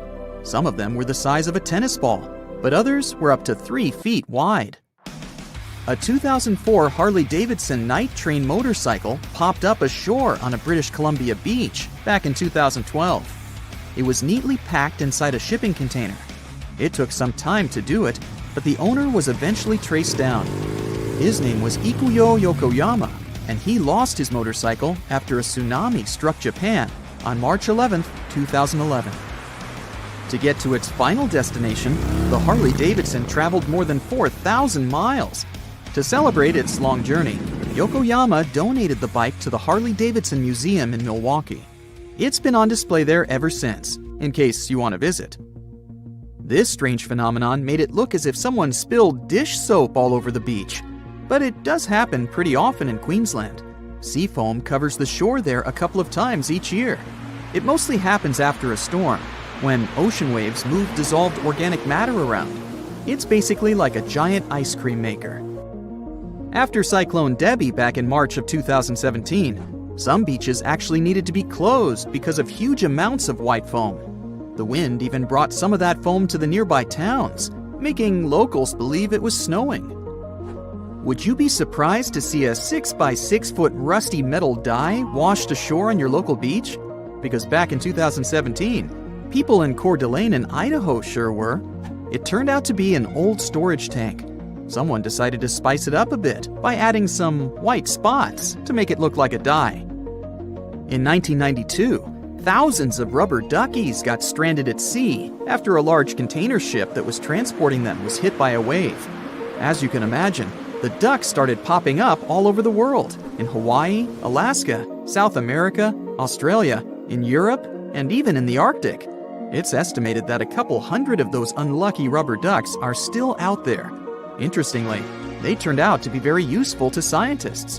Based on their movements, researchers can monitor the direction of water currents. If you happen to like dinosaurs, you'll be happy to know sea waters can also bring ashore some fossils. In 2018, a large dinosaur jawbone ended up on the coast of Lilstock Beach in Somerset, England. It used to belong to a dinosaur called Ichthyosaurus. Thanks to this finding, scientists were able to make an impressive discovery. Before, they thought the Ichthyosaurus could reach a maximum length of about 69 feet. But after they studied the jawbone, they ended up recalculating the creature's size. They concluded that the Ichthyosaurus could grow up to 85 feet. The megalodon was the largest predator in our planet's history. It lived almost all over the globe, except near the poles. How do we know that? Because megalodon teeth keep appearing on beaches every now and then. One staggering megalodon tooth, which was way over 20 inches long, was discovered in a river in Croatia. Since these creatures have been extinct for about 3 million years, their teeth are highly prized by fossil hunters. A giant Lego man that washed ashore is something I never thought I'd hear about. And it turns out it didn't happen just once. There were 4 of these giant Lego men in total, each around 8 feet tall. One was found in England and one in the Netherlands, while the other 2 popped up in Florida and California. It was surely not a coincidence, and after some research, people found out that a Dutch artist was behind this. Ego Leonard started this project as a personal statement campaign. A short film was even made about this, and it was called No Real Than You Are. This sentence was written on each of the 4 Lego men put to sea. A bundle of over 50 letters was washed ashore in New Jersey on a beach in Atlantic Highlands back in 2012. It happened shortly after Hurricane Sandy had struck the area. A 14-year-old boy found the letters and gave them to his mom. She was so touched by them that she decided to carefully dry and return them to their owner. The letters were the correspondence of 2 people named Dorothy and Lynn. They were dated between 1942 and 1948. The last was written a week before their wedding. With the help of an online genealogy site, the woman reached Dorothy and returned the letters to the 88-year-old woman who was living in a retirement home. China's Yunnan province has a county that's situated right in the valley between 2 mountains and on either side of the Nanqi River. And this place stretches quite far. It's considered to be the narrowest city in the world. Yanjin County is connected by a few bridges and has many amazing, colorful buildings along the riverbank. In the upper levels of the town, a bit away from the river, there are many shops and restaurants pinned side to side, both traditional and modern looking. You can walk along the road with the river right below you and know that you're standing in the middle of the city. Well, sort of. Technically, the middle of the city are the bridges. The county is 37 miles north to south and 25 miles east to west, including the mountains. The population is almost 500,000 people, and the territory is more than 770 square miles. There are 2 rivers that split into 3 parts. If you're standing on either side of the river, you'll notice how close the other side of town is. Despite the length of the city, there aren't that many bridges around. The main hub is located down by the river, which is at 1,100 feet. The highest elevation goes up to 7,200 feet. Because the city is built in such a unique way, the weather pattern is specific to the county. The summers are really hot, especially by the river, and the winters are very wet. That's all thanks to the geographical location. The town is 100 feet at its thinnest and 1,000 feet at its widest. To put that in perspective, the narrowest part is shorter than an Olympic pool, and the widest is around 7 of those. The city is almost impossible to get lost in, but it even has a railway system to transport people out of town and from one end to another. It's situated slightly above the river towards the mountains and goes through a small tunnel in one of them. You can catch some amazing views while relaxing on a smooth train ride. Because the town is so narrow and real estate so limited, most of the apartment buildings are concentrated along the riverbank. You can literally dive from any balcony and swim in the river. But some of those spots aren't safe for swimming, since the river isn't smooth. The buildings have pillars in the foundation to prevent any potential river flooding in case the water levels rise. The river doesn't exactly flow in a perfectly straight line, but rather a series of jagged turns and corners. So, from an aerial point of view, the whole town resembles a slithering snake. Depending where the buildings are, the first floor will sometimes be found on the fifth. The bottom 4 floors are just pillars supporting the building. Some buildings are quite tall, so you can get some amazing views, while others are closer to the ground. Either way, you gotta admire the creativity put into the engineering. To build a whole town in such a place isn't easy. Besides the town being charming as it is, the cultural aspect is another reason to visit this place. Once a year, the Dancing Flower Festival takes place. A group of locals dress up in traditional clothes in a special space where the dancing is. There's also the old town of Dusha. Even though most of the town adopted modern ways of living, they still keep the old traditional architecture around. This little charming spectacle is more than 2,200 years old and was an important passage linking Yunnan province and central China during the 3rd century. The entrance to the old town combines the ancient architecture with modern designs. At the entrance of the town is the famous Old Pavilion. Walking along its roads makes you feel like you're in the ancient times. They're all rugged, yet still well preserved since they built them centuries ago. And nearby is the mountain scenery, which has limestone peaks covered with flowers and herbs. You can get lost in a natural maze of trees and rocks. This place is an escape from the hustle and bustle of the main town, and isn't so far away either. The town has a deep history and has been populated for hundreds of years. The county was famous for its salt trade, since it's strategically one of the best routes for caravans and traders. But sadly, the economic situation isn't easy for imports today. Since there's only one access road to the town, trucks bringing in goods are always limited. It does well on tourism for foreigners and local Chinese too. The old town of Lijiang is another charming town in the same province as Yanjin. The town is built on an uneven landscape, but adapted to it perfectly. In ancient times, the location served as a strategic point for trade between surrounding provinces, and even connected with the Silk Road. It was also a cultural melting pot between different ethnic groups in the region for over 800 years. So, most of the traditions and architecture are a result of all those years of trading and sharing and mixing different cultures. It's also a good location that gives access through the mountains. The rivers and springs flow down to the town through ancient canals that are still used to this day. The town is divided into the Dian Old Town, Baisha, and Shuye. Dian Old Town was considered to be the commercial center for Lijiang. It has amazing architecture that feels like you're in some kind of movie. Many of the buildings have unique tiled roofs and arched gateways, all carved with murals. This part of town still has some of its old landmarks, even today. They even preserved some of the utensils from the past. The Baisha isn't that far north of the Dian Old Town, and comprises housing units that are centuries old. The Shuye housing is located northwest of the Old Town, and arranged in the mountains surrounded by lots of water. The water system is distributed very neatly and keeps the charm of the town.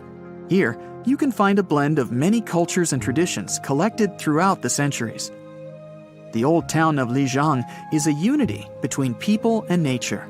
They utilized the mountains, trees, rivers, and architecture to create a perfect harmony for living. The water originally comes from the snowy mountains and flows to the town and supplies the farms. The whole town itself is built around the water, which influenced the style, landscape, urban layout, and everything else in between. Many canals are linked to the buildings and alleyways to make sure the town doesn't go dry. Yangzhou is famous for its bamboo cruise boats for fishing and transportation. It's surrounded by broad expanses of land and mountains in the background. In these boat tours, you can have an up-close experience of the traditional village life and how they fish to sustain themselves. You can even find some unique wildlife lurking around. Besides the river, the town is located in the center of the mountains, with the river not too far away. The marketplace is buzzing with local artisans, displaying their works and art for tourists to bring home. You can find cycling trips in various places and let the cheerful atmosphere sink in. Moon Hill is famous for the amazing panoramic view of the mountain peaks and the rest of the province. You can also check out the water cave if you have an extra taste for adventure. And while you're at it, you can go climbing, kayaking, and trekking. To get an even better view of everything, you can catch a ride on a hot air balloon that'll float you to the top and immerse yourself in the beautiful landscape. You can get a view of the stone village perched on top of a hill surrounded by walls dating back centuries. The place is around 1400 years old and is also a mix between different ethnic groups, adding the richness to the culture. Many locals have kept the same festivals and customs, but even though the place has deeply rooted cultural traditions, it's adapted to the modern ways of life. Rikat structure is a giant formation in the Sahara that looks exactly like a giant bullseye. It's so wide that you can see it from space. Even the CIA got interested in it. In 1965, they planned a flyover looking for geomagnetic anomalies. The findings are still classified. Perhaps the theories are true, and this place is truly the lost city of Atlantis. Now, Atlantis supposedly sank beneath the waves, but recent discoveries are pointing us in a different direction. This is an ancient story that goes far back in time, and Plato was the first to mention it. The place had loads of greenery and a curious structure: 3 concentric circles of land surrounding 2 circles of water. 2 key quotes from Plato's writing suggest that Atlantis might not have been a typical island in the middle of the ocean. Plus, Atlantis had a major influence from Africa and Europe, challenging the idea of it being in the Atlantic. It turns out that the Eye of the Sahara and Atlantis look alike.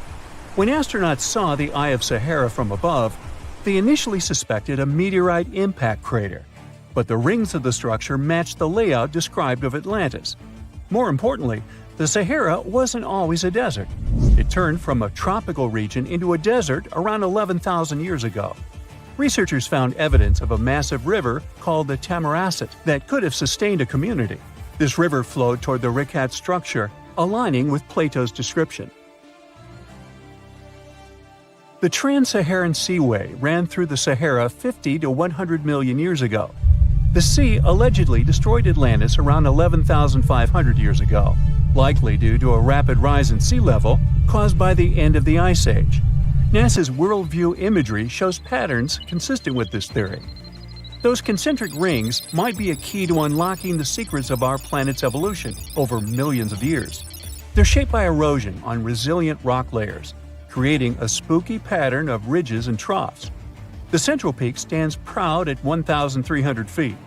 The central part has undergone a significant erosion makeover, revealing a circular structure with a raised peak. Unlike impact craters, the Eye of the Sahara flaunts a striking balance and symmetry. Some say it results from rock uplift, sculpted by wind and water. Others think it's an ancient anticline, eroded to reveal its concentric glory. Then there's a salt diapir theory, suggesting that salt's buoyancy sculpted this beauty. Dating techniques have proved that it formed 541 to 252 million years ago, give or take a million or two. Ancient tools are scattered around the outer rings of the structure near riverbeds. Some older stone tools have also been spotted in the same areas. And still, even though some spear points from the Neolithic period have been found, there aren't many signs that people were living there back then. The area seems to have been used for short-term activities like hunting and making tools. There are other unearthly mysteries that haunt our world. One such enigma is in Norway, the ominous Hessdalen light phenomenon, also known as the Valley of Lights, leaves scientists confused. This valley is 10 miles wide. It's quite isolated, but a peculiar blue box sits high on the hillside, equipped with cameras scanning the valley. The unsettling saga began in the 1980s, when the night sky over Hessdalen erupted with burning fireballs, a recurring spectacle that sent shivers down the spines of those who witnessed it. This wasn't a fleeting occurrence, rather it became a regular thing. Terrified locals reported encounters with these unexplained luminous phenomena, some of which happened near their homes. Unease spread like wildfire. At its peak, there were about 20 sightings every week. The phenomenon made its way into newspapers, magazines, and media worldwide. Soon, people flocked to the valley, hoping to see the lights themselves. In 1984, experts joined the fray, armed with sophisticated instruments like magnetometers, radiometers, and other ometers. What they encountered was mind-bending, lights that defied explanation. Some moved at a leisurely pace, while others raced through the sky at an astonishing 19,000 miles per hour. People tried to explain these lights: airplanes, distant reflections, ball lightning, satellites, planets, meteors. But the speed and how these lights danced ruled out all those theories. We're slowly approaching another mysterious place. This is the greatest subglacial lake among Antarctica's 675 known lakes. It can easily hide unknown life forms. This lake is beneath the East Antarctic ice sheet. Dive about 2.5 miles under the ice, and there you'll see Lake Vostok, located at 1,600 feet below sea level. This lake is 155 miles long and 31 miles wide at its broadest point. With an average depth of 1,400 feet, it's also the world's sixth largest by volume. It's like an underwater city with lofty pillars and deep basins. The secret lake was discovered in 1993, yet it had been waiting to be found down there for over 2,000 years, collecting ancient secrets. In 2012, scientists drilled through the ice, creating the longest ice core ever. They pierced the ice all the way to the lake's surface. The year 2013 brought an unexpected twist when the tranquil waters erupted during the extraction of an ice core, mixing with drilling fluids. Then they got a pristine water sample in 2015. Some believe there might be previously unknown life forms down there, since it's a fossil water reserve that's been untouched for millions of years. That could be a lot like those speculated ice-covered oceans on moons like Europa and Enceladus. It all started with a theory in the 19th century, suggesting fresh water lurking under Antarctic ice sheets. Then, in 1955, seismic soundings hinted at a subglacial lake, and by the 90s, satellite data confirmed Lake Vostok's existence. Now, Lake Vostok isn't alone. In 2005, they found an island in the middle of the lake. Then, two smaller lakes joined the party. They suspect that a secret network of subglacial rivers might link these lakes. Now, very far away from Antarctica, in Venezuela, Catatumbo lightning presents a sinister light show at the junction of the Catatumbo River and Lake Maracaibo. This unsettling lightning phenomenon happens at about 140 to 160 nights a year, going on for 10 hours a day, and can flash up to 280 times in a single hour. The frequency of this lightning show changes with the seasons and from year to year. There was a break between January to March in 2010, causing a bit of worry that it might vanish forever. As the sun sets, winds from the east start picking up speed. The strong wind is called a nocturnal low-level jet, like what you see in the Great Plains of North America. These winds bring moisture, mostly from the Caribbean and the lake itself. This humid air hits high mountain ridges, causing thunderstorms to form over the mountains. Thanks to the ongoing wind situation, more thunderstorms appear as the night goes on. This pattern repeats itself, and is why this area has the highest annual lightning rate globally. The next place scientists cannot explain is in China. That is the Longyu Caves. They have lofty slanted roofs and sturdy pillars. The spot remained hidden for centuries. These human-made caverns, built around 2,000 years ago, decided to reveal themselves only in the 90s. Local farmers drained some ponds and unveiled 5 massive caverns. Further digging exposed an additional 19 smaller caves. They range from 60 to 110 feet in width and 26 to 50 feet in height. Archaeologists found historical relics from the reign of Emperor Zhuan of Han, dating back to over 2,000 years ago. Now, how did these caves survive for more than 2 millennia without falling apart? No ancient records explain the way they were crafted either. The walls show chisel marks, hinting at some layer-by-layer chiseling action, but the exact construction process is still a head-scratcher. I bet you've never heard of the legendary oasis of Zerzura. This ancient city is said to be hidden somewhere deep in the Sahara Desert, and its discovery could mean unimaginable riches and untold secrets. According to an anonymous 15th century Arabic guide, the key to unlocking the city lies in the beak of a bird carved on the city gate. Zerzura might not be as popular as Machu Picchu or the pyramids, but that just makes it more mysterious. Legend has it that Zerzura is built around this big oasis somewhere in the desert west of the Nile. Apparently, it's made out of white stone and has all these luxurious houses and gold decorations. The story goes that a scribe wrote down the account of a traveler who stumbled upon Zerzura while looking for his lost camel. At one point in his journey, the man got caught up in a sandstorm, where he got separated from the rest of his group. The traveler kept wandering in the desert for days, and then, out of nowhere, two men showed up and guided him to the city of Zerzura. The traveler described this city as an oasis filled with little birds and made out of pure white stonework. The city is also said to be guarded by giants. In 1835, an English Egyptologist named John Gardner Wilkinson mentioned the city in one of his books. He spoke to a man from Egypt who found the city by accident after days of wandering through the desert. He mentioned some ruins, unusual stonework, and a large oasis surrounded by palm trees. The man even gave some instructions on how the city could be found, indicating that it might be in the western desert of Egypt. But here's the kicker. Even though a group of explorers went out to find Zerzura, they didn't succeed. At the same time, they did stumble upon a bunch of previously unknown oases. In the early 1900s, numerous expeditions were sent to find the city, including one with a fleet of Ford Model A trucks. But, alas, none were successful. Others say Zerzura did exist at one point, but not anymore. It's possible it was swallowed by the desert. It's believed that back in the day, the Sahara Desert was actually green. Scientists even found traces of ancient rivers that flowed through the area 100,000 years ago, creating green corridors across the desert. But Zerzura might have never been real to begin with.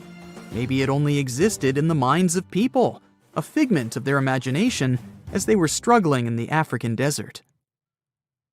For thousands of years, people have been obsessed with the hunt for another lost city, Atlantis. But if this place really existed, where on Earth, or under the sea, could it be? According to Plato, Atlantis was an actual place, and it was supposedly located somewhere in the Atlantic Ocean, near the Strait of Gibraltar. But how did this mythical city become synonymous with a perfect, paradise-like society? Well, you can thank Ignatius Donnelly for that. The American writer published a book in 1882 where he outlined 13 hypotheses about the existence of Atlantis.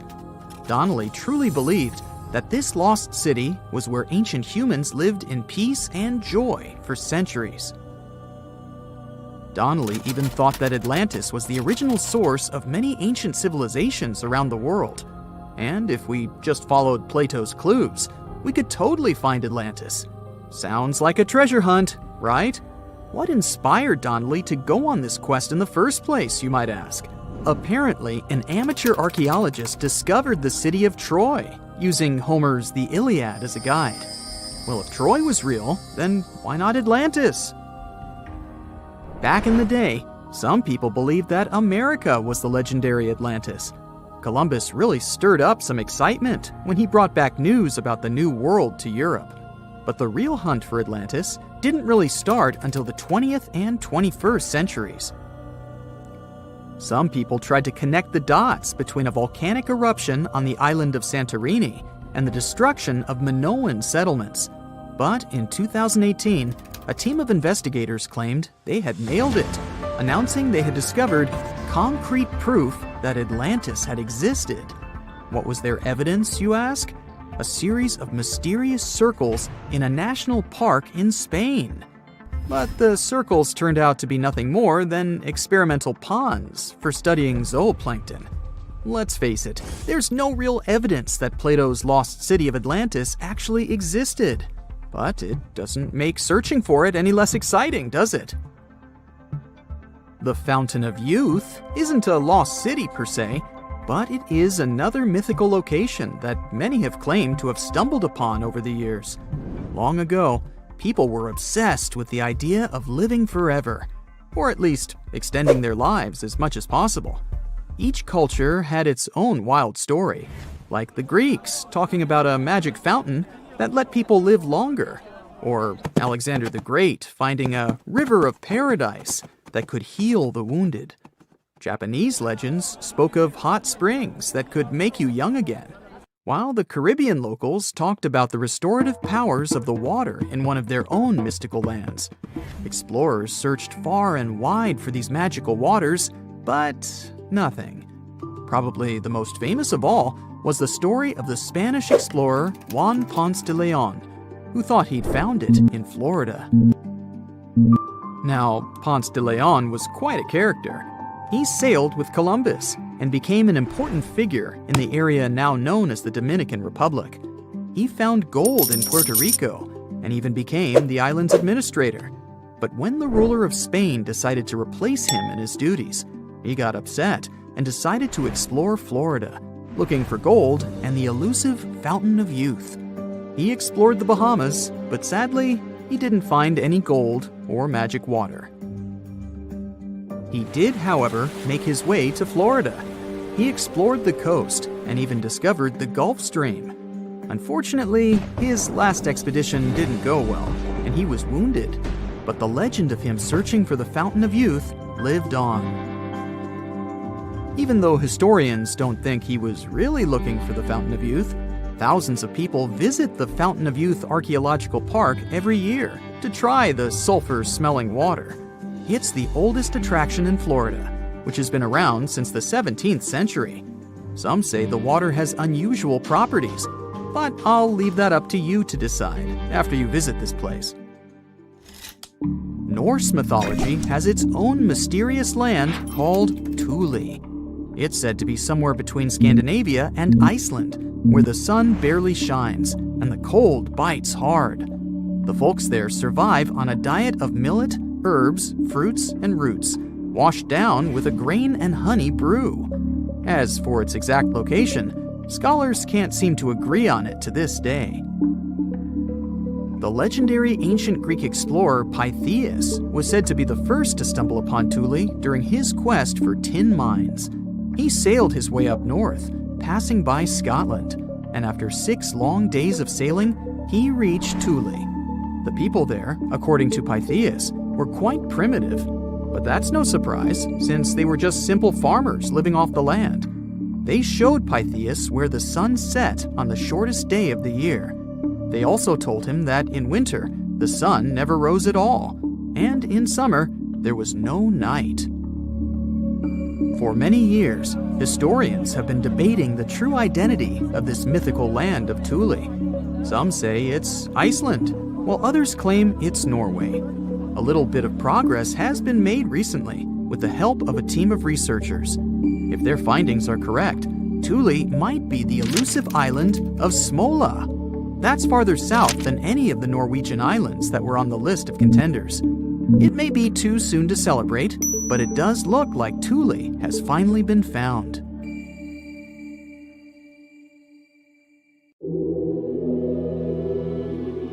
What you're viewing is recognized as the most densely populated location to have ever existed.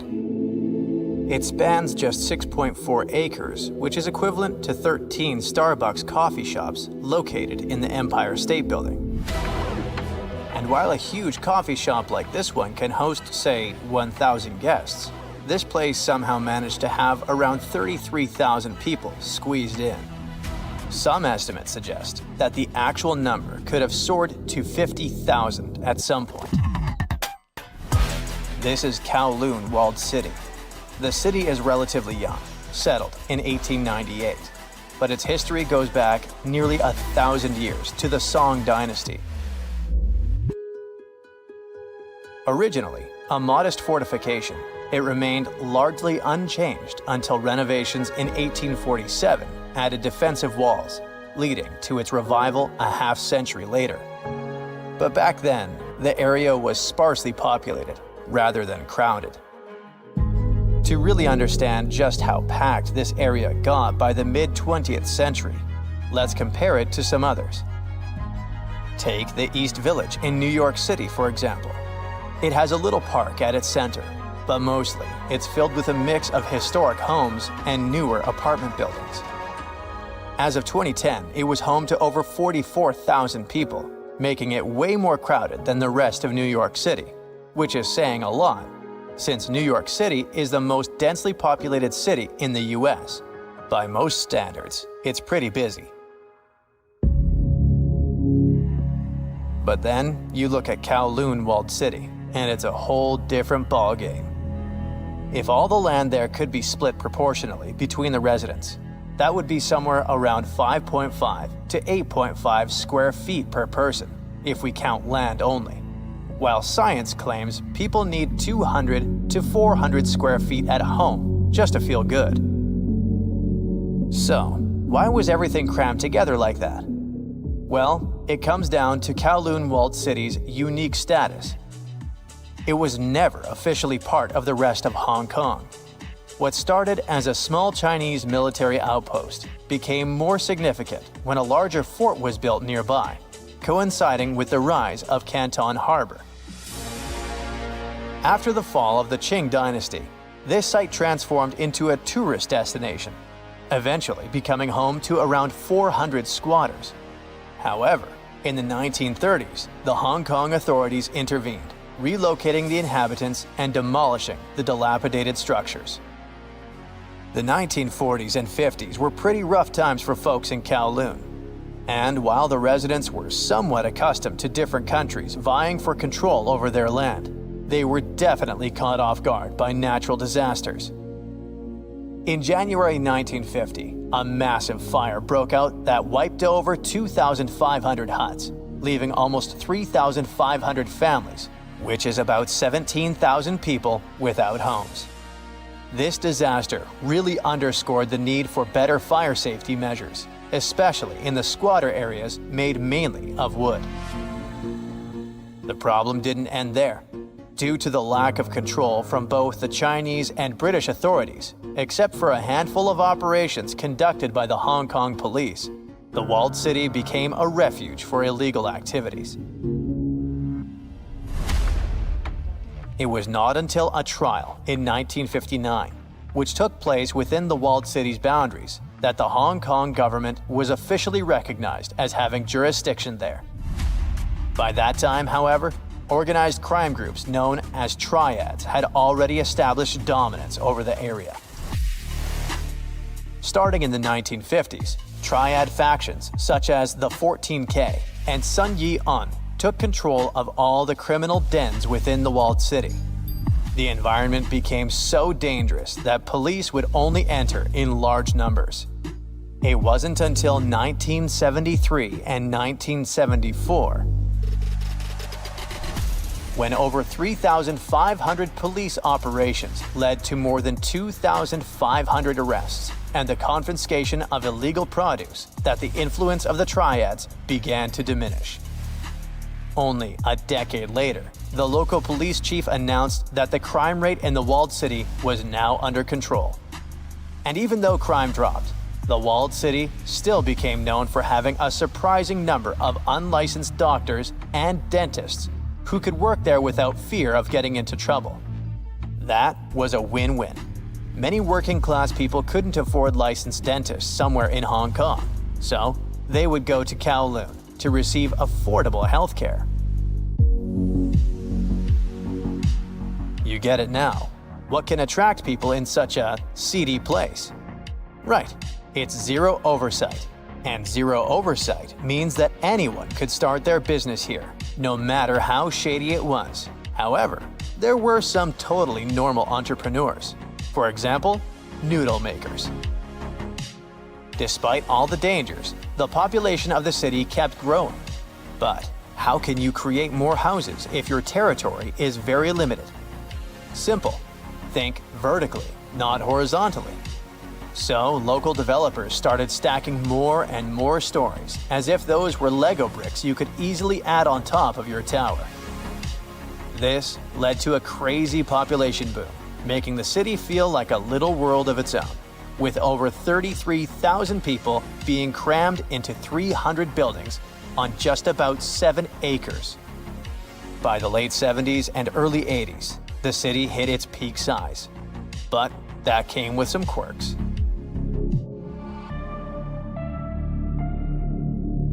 However, there were limits on how tall buildings could go. Those could not exceed 13 to 14 stories, and it was because of planes flying into Kai Tak Airport. Yeah, living close to the airport meant residents had to deal with a lot of noise. Water was provided through 8 municipal pipes, although there were options for wells too. Some streets barely saw any natural light thanks to the way buildings were packed in, and fluorescent lights were the go-to for illumination down below. It was nighttime all the time in there. So, the city buildings were pretty tall, yet the city had merely 2 elevators for its entirety.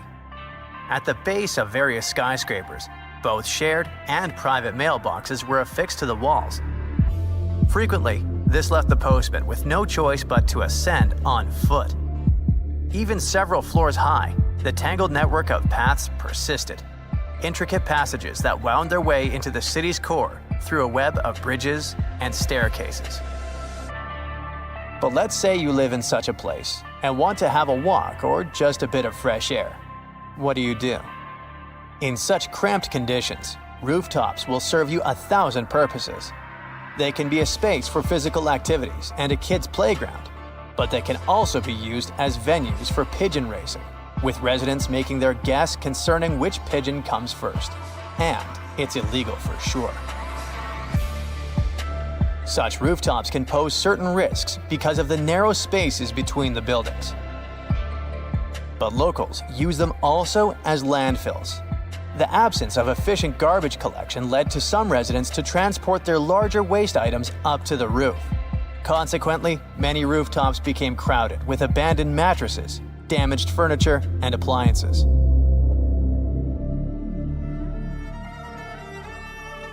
Hey, I get the feeling that I'm talking about something that actually exists. Sorry for that, I totally forgot to mention the most important thing. This city ceased its existence back in the 1990s. What happened? Long story short, both Chinese and British authorities grew increasingly weary of the chaos unfolding in the city. Control was difficult, if not impossible. Criminals kept proliferating and the area was in disarray. Consequently, officials from both countries chipped in and allocated approximately $350 million in compensation for the locals, who had been kicked out of that area as the city was demolished. Kowloon exists today, but not as the infamous walled city. It's now an urban area in Hong Kong, which is located in a completely different place. It just has the same name.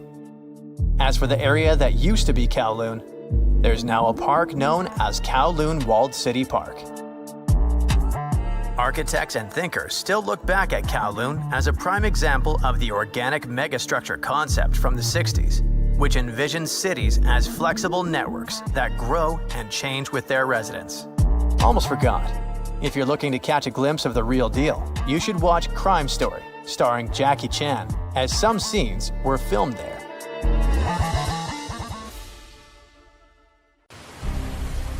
It was April 10th, 1912. Richard had just departed from Southampton, England, aboard the most famous ship of the time, dubbed the Unsinkable. Since he had just witnessed a near collision with the SS City of New York, he decided to write to his wife and report the unfortunate and frightening event. "My dearest Sal," he wrote, "we got away yesterday after a lot of trouble." Little did he know that a mere 4 days later, both his pen and the ship he was on would be lost forever at the bottom of the North Atlantic Ocean. Was this some sort of bad omen? Did Richard actually foresee what was about to happen to the ship he was on? In case you haven't figured it out by now, Mr. Richard Geddes was aboard the Titanic on the day that he wrote the letter to his wife. On April 14, 1912, the ship seemed to have been lost forever. Along with it, so many secrets and treasures have settled at the bottom of the ocean. It took until 1985 for the Titanic's wreck to be finally rediscovered using state-of-the-art sonar technology. Ever since then, they've managed to recover thousands of items from the Titanic, and many of them went on display or auction. Things like jewelry, a life jacket, a menu from the ship's restaurant, or even a sample square of carpet from the first-class stateroom have all captivated the public's attention, just like the many stories of the people on board. Scientists have even tried to come up with strategies to get the Titanic back up altogether to properly study it and stop it from getting more and more damaged at the bottom of the ocean. Some have suggested filling the wreck with ping pong balls to make it float, while others even considered injecting it with 180,000 tons of Vaseline. Another idea was to use 450,000 tons of liquid nitrogen to trap it in an iceberg that would float to the surface. But they eventually had to let go of all these potential strategies since the Titanic is way too fragile to ever be recovered. The Titanic may be one of the most interesting ships lying at the bottom of the ocean, at least in popular culture, but deep-sea divers have a lot of other stories to share. Planes also sometimes find their way to the bottom of the ocean. Deep-sea divers in Oahu, Hawaii came across the wreckage of an F-4U Corsair plane. It seems to have crashed into the ocean in 1946, as it didn't have sufficient fuel. If you can dive deep enough, you might even stumble upon statues and lost artifacts, like those found in the world's only underwater archaeological park off the coast of Naples, Italy. It features the ruins of the ancient Roman city of Baia. The underwater statues found here are breathtaking, to say the least. In an ironic twist of events, some of the equipment we intended to use to get us to the moon was lost at the bottom of the sea for a very long time. But how did that happen? Beginning from the late 1960s and ending in the early 70s, many Apollo rockets were launched to orbit the Earth and the Moon. When reaching altitudes of about 38 miles, the first portion of the spacecraft, including the engines, needed to separate. People thought these components got destroyed or lost forever. But were they really? In 2012, a team of specialists discovered a bunch of rocket engines 14,000 feet off the coast of Florida. They have since gone through a 2-year renovation plan and are now on display at Seattle's Museum of Flight. Can you imagine stumbling upon a whole city underwater? Back in 2001, a lost city was discovered in the Gulf of Cambay, off the coast of India. Some archaeologists believe it to be the oldest city in history. By comparison, it's almost the size of Manhattan and features massive walls and even plazas. They stumbled upon pieces of sculpture, artwork, and even what looked like ancient wooden furniture, believed to date back up to 9,500 years ago and 5,000 years older than any city previously discovered. Okay, how about an underwater river? I can't even imagine what that would look like, but some deep divers claim to have seen it south of Tulum, Mexico. Is that even possible? Well, not really, since the Cenote Angelita Cave is not a true river, but a very special type of optical illusion. It's formed by a halocline, meaning a cloud of hydrogen sulfide at the bottom of this underwater cave. Turns out you can actually swim right through this cloud, which makes you feel like you're swimming through a flowing body of water. Not all things discovered underwater are inanimate objects. Some of them are actually quite scary sea creatures. A jellyfish might not be on your list of things to look out for if you can avoid the stings. But this giant one, also known as a lion's mane jellyfish, is the largest known species of its kind. In all fairness, you'll only uncover it if you happen to dive into the waters of the Arctic, Northern Atlantic, and Northern Pacific Oceans. You surely won't miss it, since it stretches across 120 feet from the top to the bottom of its tentacles. When it comes to deep-sea diving, a lot of people are looking to discover some lost treasure. One diver was lucky enough to have hit the literal jackpot when he came upon nearly $1 million worth of treasure on the bottom of the seabed. That was back in 2015, when this lucky diver was swimming just off the coast of Florida. What did he find, you might ask? Well, about 51 gold coins, 40 feet of gold chain, and a rare single coin that was tailored for the King of Spain, Philip V. Speaking of people looking for lost treasures, divers also sometimes found pirate ships. They discovered one of these pirate shipwrecks in 2015 off the coast of Colombia. It dates back to the 18th century. The value of this forgotten ship was estimated to be between $4 billion and $17 billion, as it contained treasures, precious stones, gold, and countless other really valuable items. By comparison, a whole island in the Bahamas is up for grabs at $75 million. A computer is the last thing you'd ever expect to discover underwater, right? And this was no regular computer, but an ancient one. And yet, someone stumbled upon it between 1900 and 1901 on the spot of a shipwreck located off one Greek island. Researchers believe this weird stone contraption to be the earliest form of a computer. It was designed to serve many purposes, such as predicting astronomical positions and eclipses on the calendar. Since humanity lost most of the technology used back then, it was wonderful to rediscover it so many years later. It let us piece together many of the ancient Greeks' accomplishments. The computer is now at the National Archaeological Museum of Athens, should you ever want to check it out in person. This has to be one of the most mysterious places on Earth. It's called the Mariana Trench, and it's the deepest part of the Earth's oceans. We really don't know how deep it is, since it's so difficult to measure, but it's somewhere around 7 miles deep and 5 times longer than the Grand Canyon. They first studied this massive underwater hole back in 1875 using a weighted rope. Back in 2012, a Canadian film director named James Cameron reached the bottom of the trench in the submersible vessel Deep Sea Challenger. Some of the most bizarre creatures on the planet call this place their home, including the Dumbo octopus, the sea cucumber, and the goblin shark. The Mariana Trench took its name after the nearby Mariana Islands, which are named Las Marianas in honor of the Spanish Queen Mariana of Austria. If you've ever wondered what it feels like to walk on diamonds, head straight to the town of Nördlingen in Germany. It seems like a typical fairy tale village with cute houses and red roofs, but its walls and streets are actually studded with over 72,000 diamonds. You'll need a microscope to see them, but they're definitely there. When the first people came to live here, somewhere around the 9th century CE, they were positive they were settling down in a volcanic crater. They didn't know the stone they were using for construction was embedded with millions of tiny diamonds, and the origins of the crater were out of this world. An asteroid slightly larger than half a mile in diameter hit our planet around 14.5 million years ago in what is now Bavaria and left a crater 16 miles wide. The bedrock was under such intense heat and pressure that the bubbles of carbon inside transformed into tiny diamonds at a concentration like nowhere else in the world. The locals didn't pay attention to their houses, built of what was left of that asteroid impact, shimmering on sunrise. Then, in the 1960s, 2 geologists arrived from the USA, studied the landscape from a distance, and noticed it didn't look exactly like a volcanic crater. After further research, they realized their theory that the crater was shaped from above and not from below proved right. They even had to change school books after the discovery, not to mislead the students.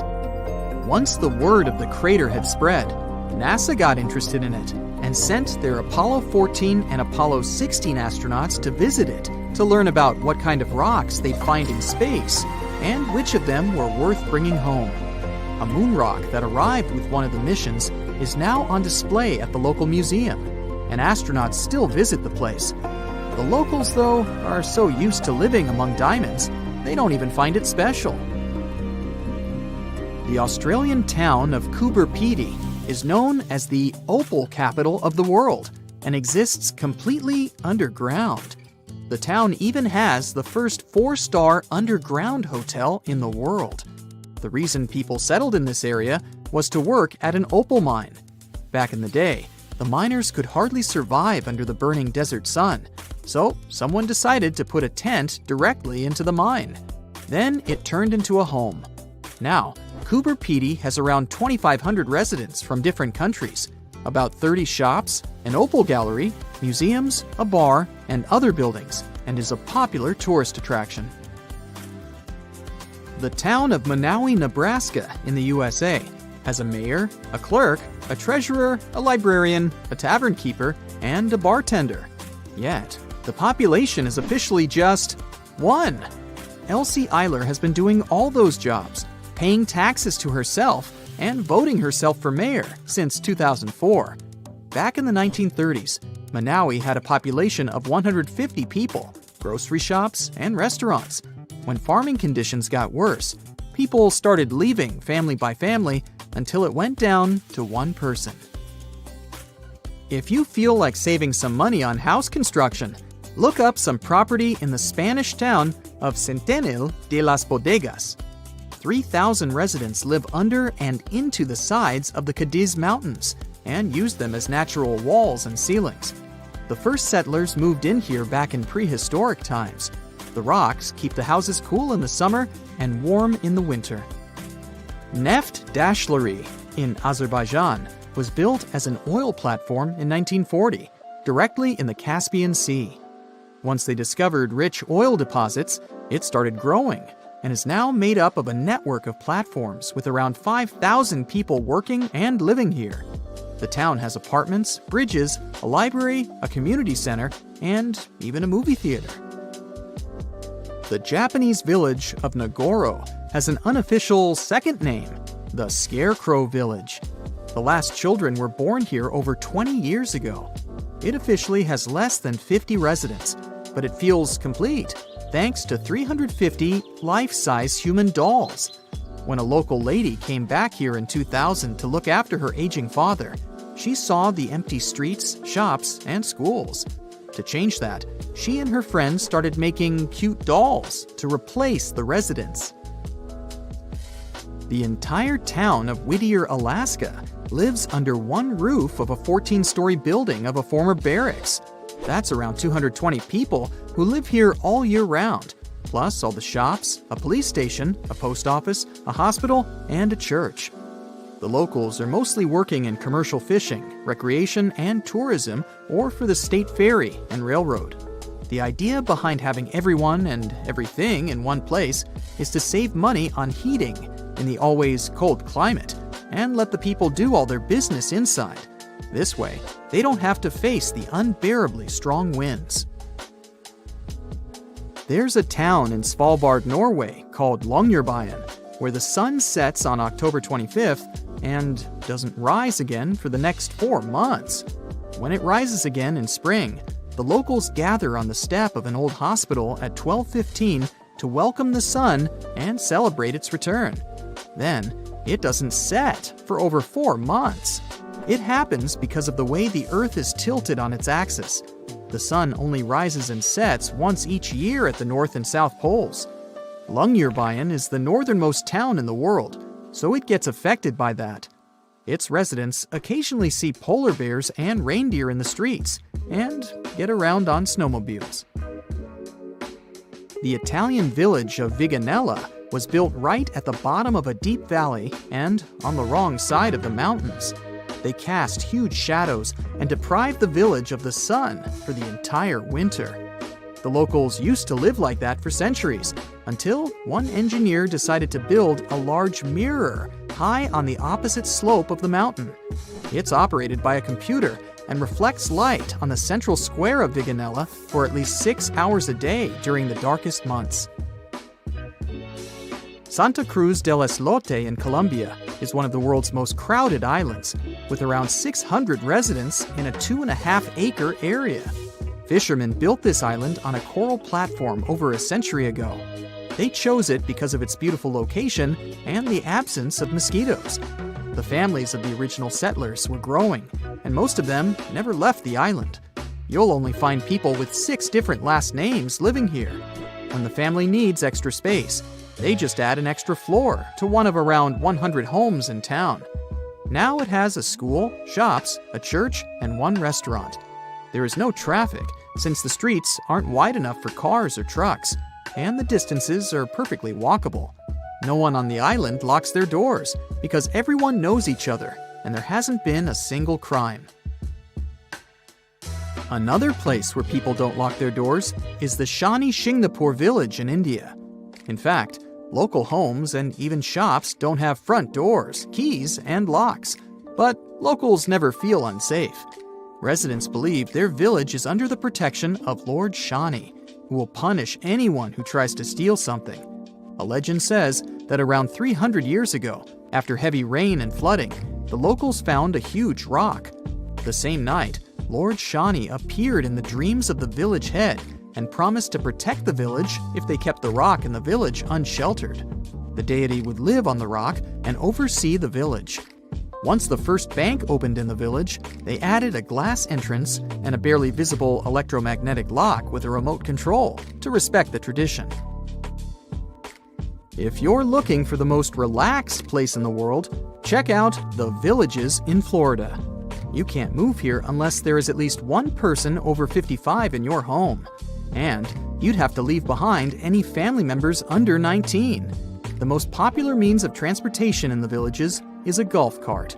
There are all sorts of free fun activities for the residents, so it's far from boring. From tiny islands to giant cities fanning out for dozens of miles, you're gonna learn about the most densely populated places on Earth. It'll make you question the limits of the impossible. To what lengths are people ready to go in their search of a better life, or simply trying to survive? The list of such places includes both Hong Kong and the Maldives, the Egyptian city of Tanta, and a tiny island in Lake Victoria in Africa. Let's find out more about how people manage to live there. Hong Kong has an official population of 7.5 million people, and this number is expected to reach 8.5 million by 2041. The density of the city's population is more than 18,000 people per square mile. Despite a rather low birth rate, the population of Hong Kong is on the rise. This paradox has an explanation. A lot of people immigrate to Hong Kong all the time because of all the opportunities this city offers, like various jobs. The city has an incredibly high price of land. It's one of the main reasons for its high-density development. People with low and even middle incomes can only afford to live in high-rise buildings, and Hong Kong has more than 9,000 of those. Plus, there are more than 300 buildings that are over 490 feet in height. It's more than New York, Shanghai, and Dubai can boast. Hong Kong's incredible growth as one of the tallest cities in the world has a lot to do with its incredible urban planning. At the same time, housing is unbelievably expensive in this region. Median home costs are 18 times the median annual income. That's the reason why less fortunate residents live in the so-called coffin houses, where apartments are tinier than a standard parking space in the USA. Take Quarry Bay, for example, a densely packed neighborhood in eastern Hong Kong, and its monster building. It's actually not one building, but a group of 5 connected constructions. There are more than 2,200 units in these 5 blocks, and rumor has it that it houses around 10,000 people.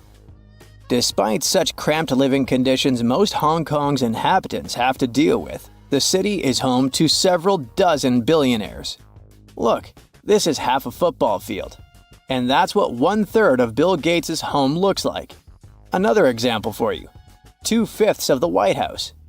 These are not random numbers. That's the territory of Migingo Island, located in Lake Victoria between Kenya and Uganda. Over 100 people live on this tiny piece of land. Don't you think that those metal-tiled roofs make the island look like a huge turtle floating on the water? Unfortunately, because of the island's small size, there's barely any vegetation there. Most of the surface of the island is covered with rocks, except for this tiny area. It's covered with grass and hosts not more than 5 shrubs. The island is all about fish and fishing, The landing point turns into a fish market every day at noon. The trade doesn't last long. It usually finishes at 2 p.m. when the boat leaves. The only thing the inhabitants of the island have is fish. So every morning, they get essential supplies for small businesses from Kenya. That's why you can buy everything you need in local stores, from food to fishing equipment. The inhabitants of the island not only catch fish but also gut them on the rocks and then fry and eat them in cafes. Yep, there are around 13 cafes and bars on the islands where people eat, play dice, and cook ugali, a typical dish made from maize flour. Back to giant cities and busy streets. Welcome to Shenzhen, the most densely populated city in China. This city hosts around 17.5 million people. With so many inhabitants, the city faces loads of challenges. For example, overcrowded schools and beaches. Speaking of the latter, some areas even implement a booking system to manage beach crowds. The most astonishing thing about this megapolis is that it's grown to its current size within a mere 40 years or so. It used to be a fishing village, but then, thanks to the support of the authorities and the city's close proximity to Hong Kong, it turned into a bustling financial and economic center. These days, it has the status of one of the busiest container ports in the world, along with Shanghai and Singapore. Shenzhen also has had the fastest growth in millionaires over the last 10 years, 140%. Such an increase is far greater than in the first-tier cities in China, including Beijing and Shanghai. Islet Abrui is a Caribbean island that forms part of Haiti, and it's one of the most densely populated islands in the world. Around 500 people living there share an area of a mere 0.4 hectares. You might think this is just another fishing village, but Islet Abrui is more like a factory. Once you set foot on this island, you'll instantly see a maze of alleyways. Follow them, walking past crooked thatch and tarp-covered huts, and you'll eventually find yourself in the center of town. The main landmarks are 2 concrete buildings, and one of them is a store. In the middle, you'll see a modest town square equipped with 2 solar streetlights. One is old and is no longer in use, and the other is shiny and new. On the island, men outnumber women and kids. Many people are out of town fishing during the day. The horizon surrounding the island is dotted with sails and pirogues. The rest remain on the island doing other jobs, like repairing boats, mending nets and traps, and preparing tons of fish for shipment to Haiti and other places. As for kids, they spend their days swimming. Our last destination is the Egyptian city of Tanta, which is also one of the most densely populated places in the world. It has about 70,000 people per square mile. Just for comparison, there are slightly under 30,000 people per square mile in New York. The city is located between Cairo and Alexandria. It has huge cotton plantations, and in 1856 it became a stop on the railway network, mostly for exporting the cotton growing in the area to Europe. And even though the area around Tanta was mostly fields, the settlement turned into a large, crowded city. In late October, the city becomes the center of celebration of the cotton harvest. 3 million people come from around the Delta and other parts of the Arab world for the colorful 8-day celebration. Tanta is famous for its sweet candy. It's made of gelatin, coconut, sesame, peanuts, and chickpeas. Loads of these sweets are sold during festivals when many Egyptians visit the city. No wonder they've been considered a delicacy since the 1800s. Tanta also has a lot of cotton processing factories, as well as textile industries. Plus, it's a university town. Tanta University was established in 1972.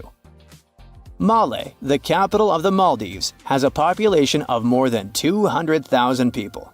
It means 49,000 people per square mile. 80% of the land sits around 4 feet above sea level, which means that if part of the islands go underwater, people will have to relocate. An artificial island that was created to manage waste is getting overburdened. In 1997, Hula Male, another artificial island, was built to alleviate dramatic population pressure. These days, it's already as developed as Male. The Maldives consists of more than 1,000 islands stretching along a 500-mile axis. All of them are coral islands. They grew around the rims of prehistoric undersea volcanoes. Only 188 islands are inhabited, but most of them have fewer than 1,000 residents. More and more Maldivians are giving up on island life and moving to the capital city. But Malé is already pressed hard against the limits of human habitation. If even more people move there, its physical structure would need to be completely reworked. The authorities are already surrounding Malé with sea bridges and artificial islands packed with houses. There are many myths around arguably the greatest structure ever built by humans, the Great Wall of China. Some say it's so grand that it's visible from space. Others claim that you can see it from as far as the moon. Other theories suggest that the builders of the wall were left inside. Well, sorry to disappoint you, but all these impressive stories are just myths. But even with those stories busted, the Great Wall of China is an impressive and truly breathtaking structure. So let me tell you its true story. Today, China is one of the most populated countries in the world, counting as many as 1.4 billion residents. It's also one of the oldest nations in the world. It has 3,500 years of continuous written history, but the civilization existed long before that. There is a theory that while the European continent, for example, was most likely reached by humans from Africa, China wasn't populated by settlers that came from somewhere else. Some people believe that the Chinese civilization got formed from local Stone Age people who lived on the territory since the prehistoric period. So now, the Great Wall of China. It's truly big even by today's standard, stretching for over 13,000 miles. To imagine it better, it's almost 5 times the distance between New York and Los Angeles. Or even a bit greater than the distance between the North and South Poles. Even in modern times, people have never built anything close to this big. Of course, it didn't take a day to build the Great Wall of China. Keep going. In fact, the wall was being built for centuries. Maybe you know that ancient cities had walls around them to protect themselves from invaders. Yes, Chinese cities had them too. The first Chinese emperor united the country in 220 BCE and got a brilliant but very ambitious idea to turn all city walls into one big wall that would defend the country's border against attacks from the north. A trusted general directed the construction, enrolling a big group of workers, soldiers, commoners, and convicts. Back then, the wall was built of rammed earth and wood. In some places that were strategically important, the sections of the wall overlapped to provide maximum security. The walls were around 26 feet high on average. But the Great Wall didn't yet look like the construction we know today. Every next emperor would pick up the big wall project, strengthening and extending it, repairing, but also modernizing construction techniques. Some used bricks to build it. Others moved on to granite and marble blocks. Watchtowers and platforms weren't there from the beginning as well. They were added by Ming emperors. The watchtowers made it possible to communicate with other parts of the wall through smoke and fire messages. So, the wall is quite inconsistent in terms of material, but it only adds more charm to the construction and shows how much effort and time it took. The reasons why some parts of the wall have been standing for centuries and are still in good condition is glutinous rice flour. Turns out, this sticky rice mortar is almost like cement. It's very strong and waterproof, sealing the bricks so tightly together that even sneaky weeds can't grow between them. You may also notice that some bricks have writings carved on them. They were left by the workers who were building the wall. The purpose of those writings is quality assurance. They contain such information as location, quantity, and responsible officials. So, in the case of some problems with the quality of materials or constructions, it would be known who should be held accountable for it. Recently, a research group has looked through official historical documents of the Ming Dynasty that ruled China from the 14th to the 17th centuries. They came across records of secret doors in the Great Wall, so they decided to find them. They used a flying robot to capture continuous centimeter resolution photos of the wall. They photographed 90% of the wall that was built during the Ming Dynasty and discovered the remains of over 220 secret doors along the wall. Some of them have a specific width and height that allows only one person to go through. Others are large enough to allow 2 horses to pass at the same time. Why are the doors there?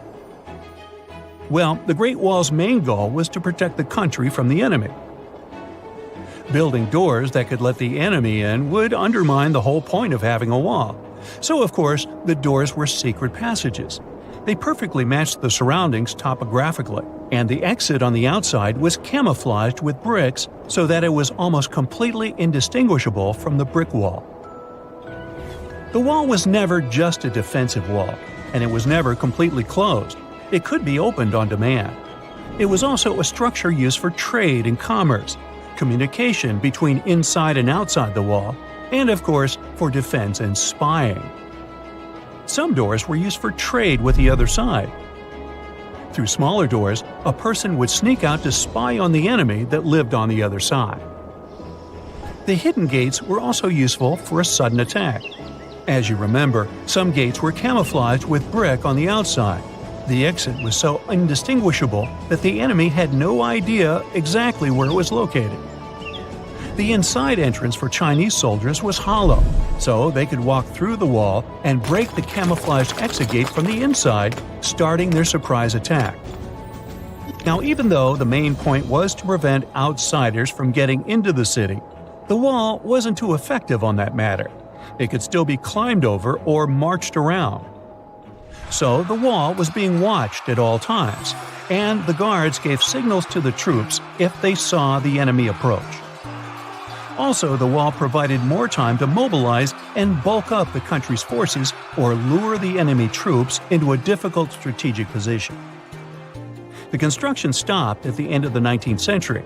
The wall lost its strategic and military importance due to technological advances. Over the centuries to today, only 8% of the Great Wall is in good condition, and the rest is damaged. Also, around 1/3 of the wall has disappeared without a trace, due to both natural erosion and human damage. I guess you could say it's now just a pretty good wall. As you remember, the first parts of the wall were built out of rammed earth and wood. These are not the most unfailing materials if we're talking about thousands of years. Also, destructive farming methods have turned large areas into a desert and contributed to erosion. Also, many bricks were taken away from the wall in the last century to be used in building farms and houses. The wall is being deconstructed stone by stone even today, but this time by tourists. Quite a few of them take a stone as a souvenir. That's a total of a lot of stones, considering that over 10 million tourists visit the Great Wall every year. Since 1987, the wall has been a UNESCO World Heritage Site, highlighting that it has an outstanding importance to humanity. The wall is one of China's 56 World Heritage Sites, second place among countries with landmarks protected by UNESCO. Who's first, you ask? Well, the top spot, with 58 World Heritage Sites, belongs to Italy. And do you know that the wall isn't only a famous tourist attraction, but also the location of the Great Wall Marathon? It's a marathon that was established in 1999 and is one of the most challenging ones in the world. You guessed right, people run along the wall, including all the steps. There are 3 distances, so that participants can run a full marathon that is 26 miles, a half marathon that's 13 miles, or just have a fun run of 5 miles. Here's a riddle. Which U.S. city is so loved that its name should be repeated twice? You guessed it, New York, New York. But the thing is, how much of New York do we really know? I'm talking about the city that lies under the city. Dare to join me on an underground tour of the Big Apple? Then grab a flashlight, it's about to get dark. We'll start in the heart of Manhattan, in the front of the Romanesque City Hall building. Believe it or not, beneath our feet lies New York's oldest subway station, known as the Old City Hall Station. It opened in 1904 on October 27th, a night of true celebration for New Yorkers. People were so excited, some of them spent the entire night riding the trains back and forth. Before this, urban dwellers moved around in carriages pulled by horses. No wonder the subway was such a hit. You might feel like a time traveler stepping inside the Old City Hall Station. The architecture is dazzling and one of a kind. They sure don't make subway stations like this one anymore. Fun fact, the Old City Hall Station would cost $6.2 million if it was built today. Back in the day, it had dozens of brass chandeliers hanging around. It was one of the few spots in town with functioning electricity. And oh, not to mention brand new multicolored tiled arches and stained glass ceilings you can still see today. Impressive, huh? If you decide to wander down the tracks, you might be in for a treat. Underground New York is as fascinating as the city above the ground. But one thing we usually take for granted is the behind the scenes of what the Big Apple needs to function. Down here, you might see one or two of New York's pneumatic mail tubes. These tubes were built back in the 1800s and they were operational up until the 1950s. They were responsible for distributing people's mail through different post offices. Letters flew at an impressive speed of 35 miles per hour. That's almost as fast as a professional runner. It sure sounds like a useful system. But I have to say, it feels weird imagining people's correspondence flying around 15 feet underground. Back to street level. We'll wander around fancy Lexington and Park Avenues. If you look up, you'll see the famous Waldorf Astoria 5-star hotel. Many celebrities have stayed there, including John Lennon and Yoko Ono, as well as presidents such as FDR. This is why the hotel used a secret infrastructure to sneak people inside and out. Under the building, a tunnel known as Track 61 connected the Waldorf Astoria to Grand Central Station. The track was deactivated in the late 70s, but some people say Andy Warhol threw a party there in the 80s. I bet that was something. For the next part of our visit, we'll have to take the subway uptown. We'll get off at 125th Street and find ourselves on the scenic waterfront of Riverside Park. Here, you'll find abandoned tracks of an old metro line. If you follow the tracks, you'll get to an underground graffiti gallery, aka the Freedom Tunnel. The tunnel is named after a graffiti artist from the 80s, who is commonly known as Freedom. While exploring these tunnels, we'll see over 40 graffiti pieces he painted over 15 years. There are spray paints of James Dean, Mona Lisa, and even a self-portrait of Freedom himself. Moving on, let's wander around the northern part of NYC for a bit. Walking in Van Cortlandt Park will feel like hiking upstate, but believe me, you're still in the city. Along the way, you'll encounter some big ventilation towers made of stone. These towers were once part of an old New York infrastructure. They make up the remains of what used to be the Croton Aqueduct. In the 1800s, the city's water supply flowed through a 41-mile-long underground tunnel, all the way from Croton River in upstate New York to Bryant Park in Midtown Manhattan. Oh yes, and I should probably tell you that Bryant Park wasn't a park. Instead, it hosted a colossal stone structure that looked pretty much like something ancient Egyptians would build. This 4-acre structure served as the city's water reservoir. It even had a pathway on top so that people could enjoy a nice afternoon stroll while looking at the reservoir's crystalline water. Now, all this exploring might have made you hungry, but don't worry, our next stop includes a yummy treat. We'll have to leave Manhattan and make our way to Brooklyn. In case you didn't know, New York City is made of 5 boroughs: Manhattan, Queens, Bronx, Staten Island, and Brooklyn. Crown Heights, that's our stop. Would you believe me if I told you that beneath these streets lie caves full of aging cheese? How very Parisian of them. To get down there, you'll have to make your way through a century-old building that now works as an office space. Maybe wave hello to all those hardworking people and disappear in one of the stairways that will take you 30 feet below the ground. You won't need a flashlight for this one. The caves are bright and renovated and can hold up to 22,000 pounds of cheese. But hey, it might stink. That's the main reason cheesemakers decided to use underground tunnels to age cheese in the first place. After a bite or two of some delicious cheese, let's keep going. While still in Brooklyn, you might see tons of locals enjoying a sunny day in the McCarran Park pool. This pool is a huge attraction, being 3 times the size of an Olympic pool.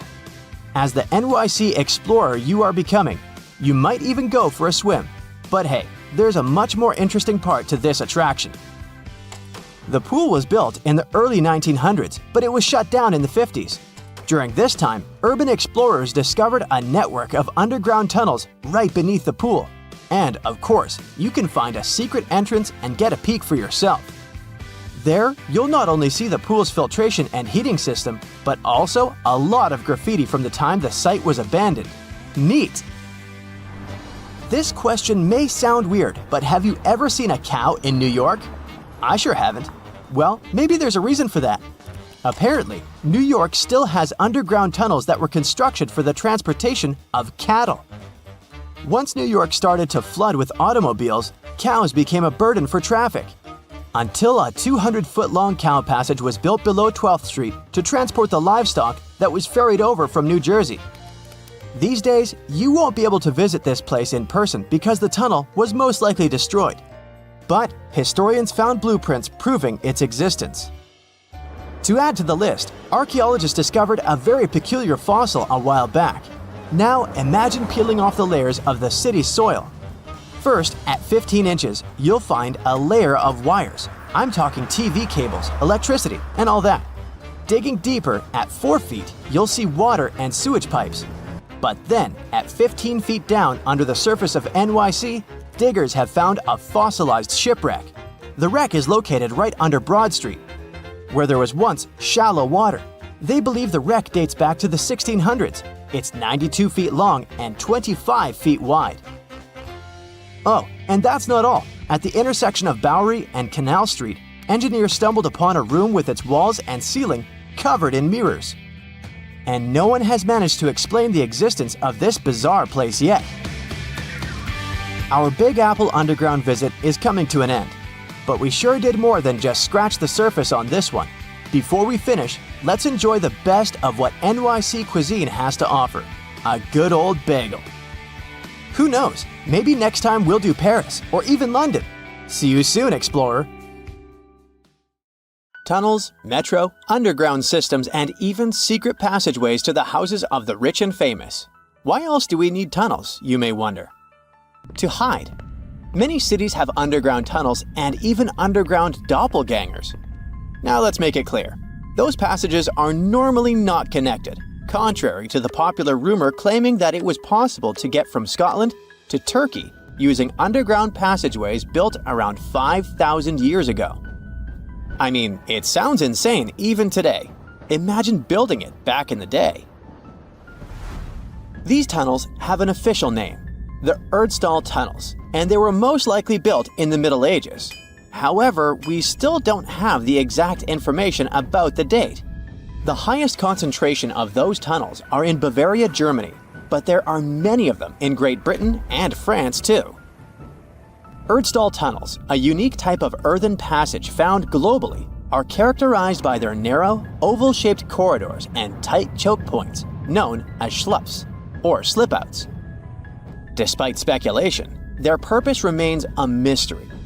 However, some of those tunnels have fireplaces and even vents, which might mean those were used primarily for shelter. Dating back to the Middle Ages, possibly as early as the 12th century, Erdstall tunnels lack archaeological signs and historical records, so it's not a surprise that there are many rumors about their use. Some scientists are sure those were storage spaces, though their narrowness makes this impractical. Another idea is that they provided hiding spots for farmers during tribal raids. However, their single entry point raises doubts about their effectiveness in evading threats. Now, if you're feeling like Indiana Jones and want to venture into those tunnels, you're in luck. A few structures, like the Erdstall Radkobluken in Austria, welcome visitors to explore these enigmatic structures. Most of them are closed to the public eye, though. The origins of Erdstall tunnels remain largely unknown, just like their real functions. And if you think, Hey, it's the 21st century here. We can study pretty much everything. Well, you're wrong.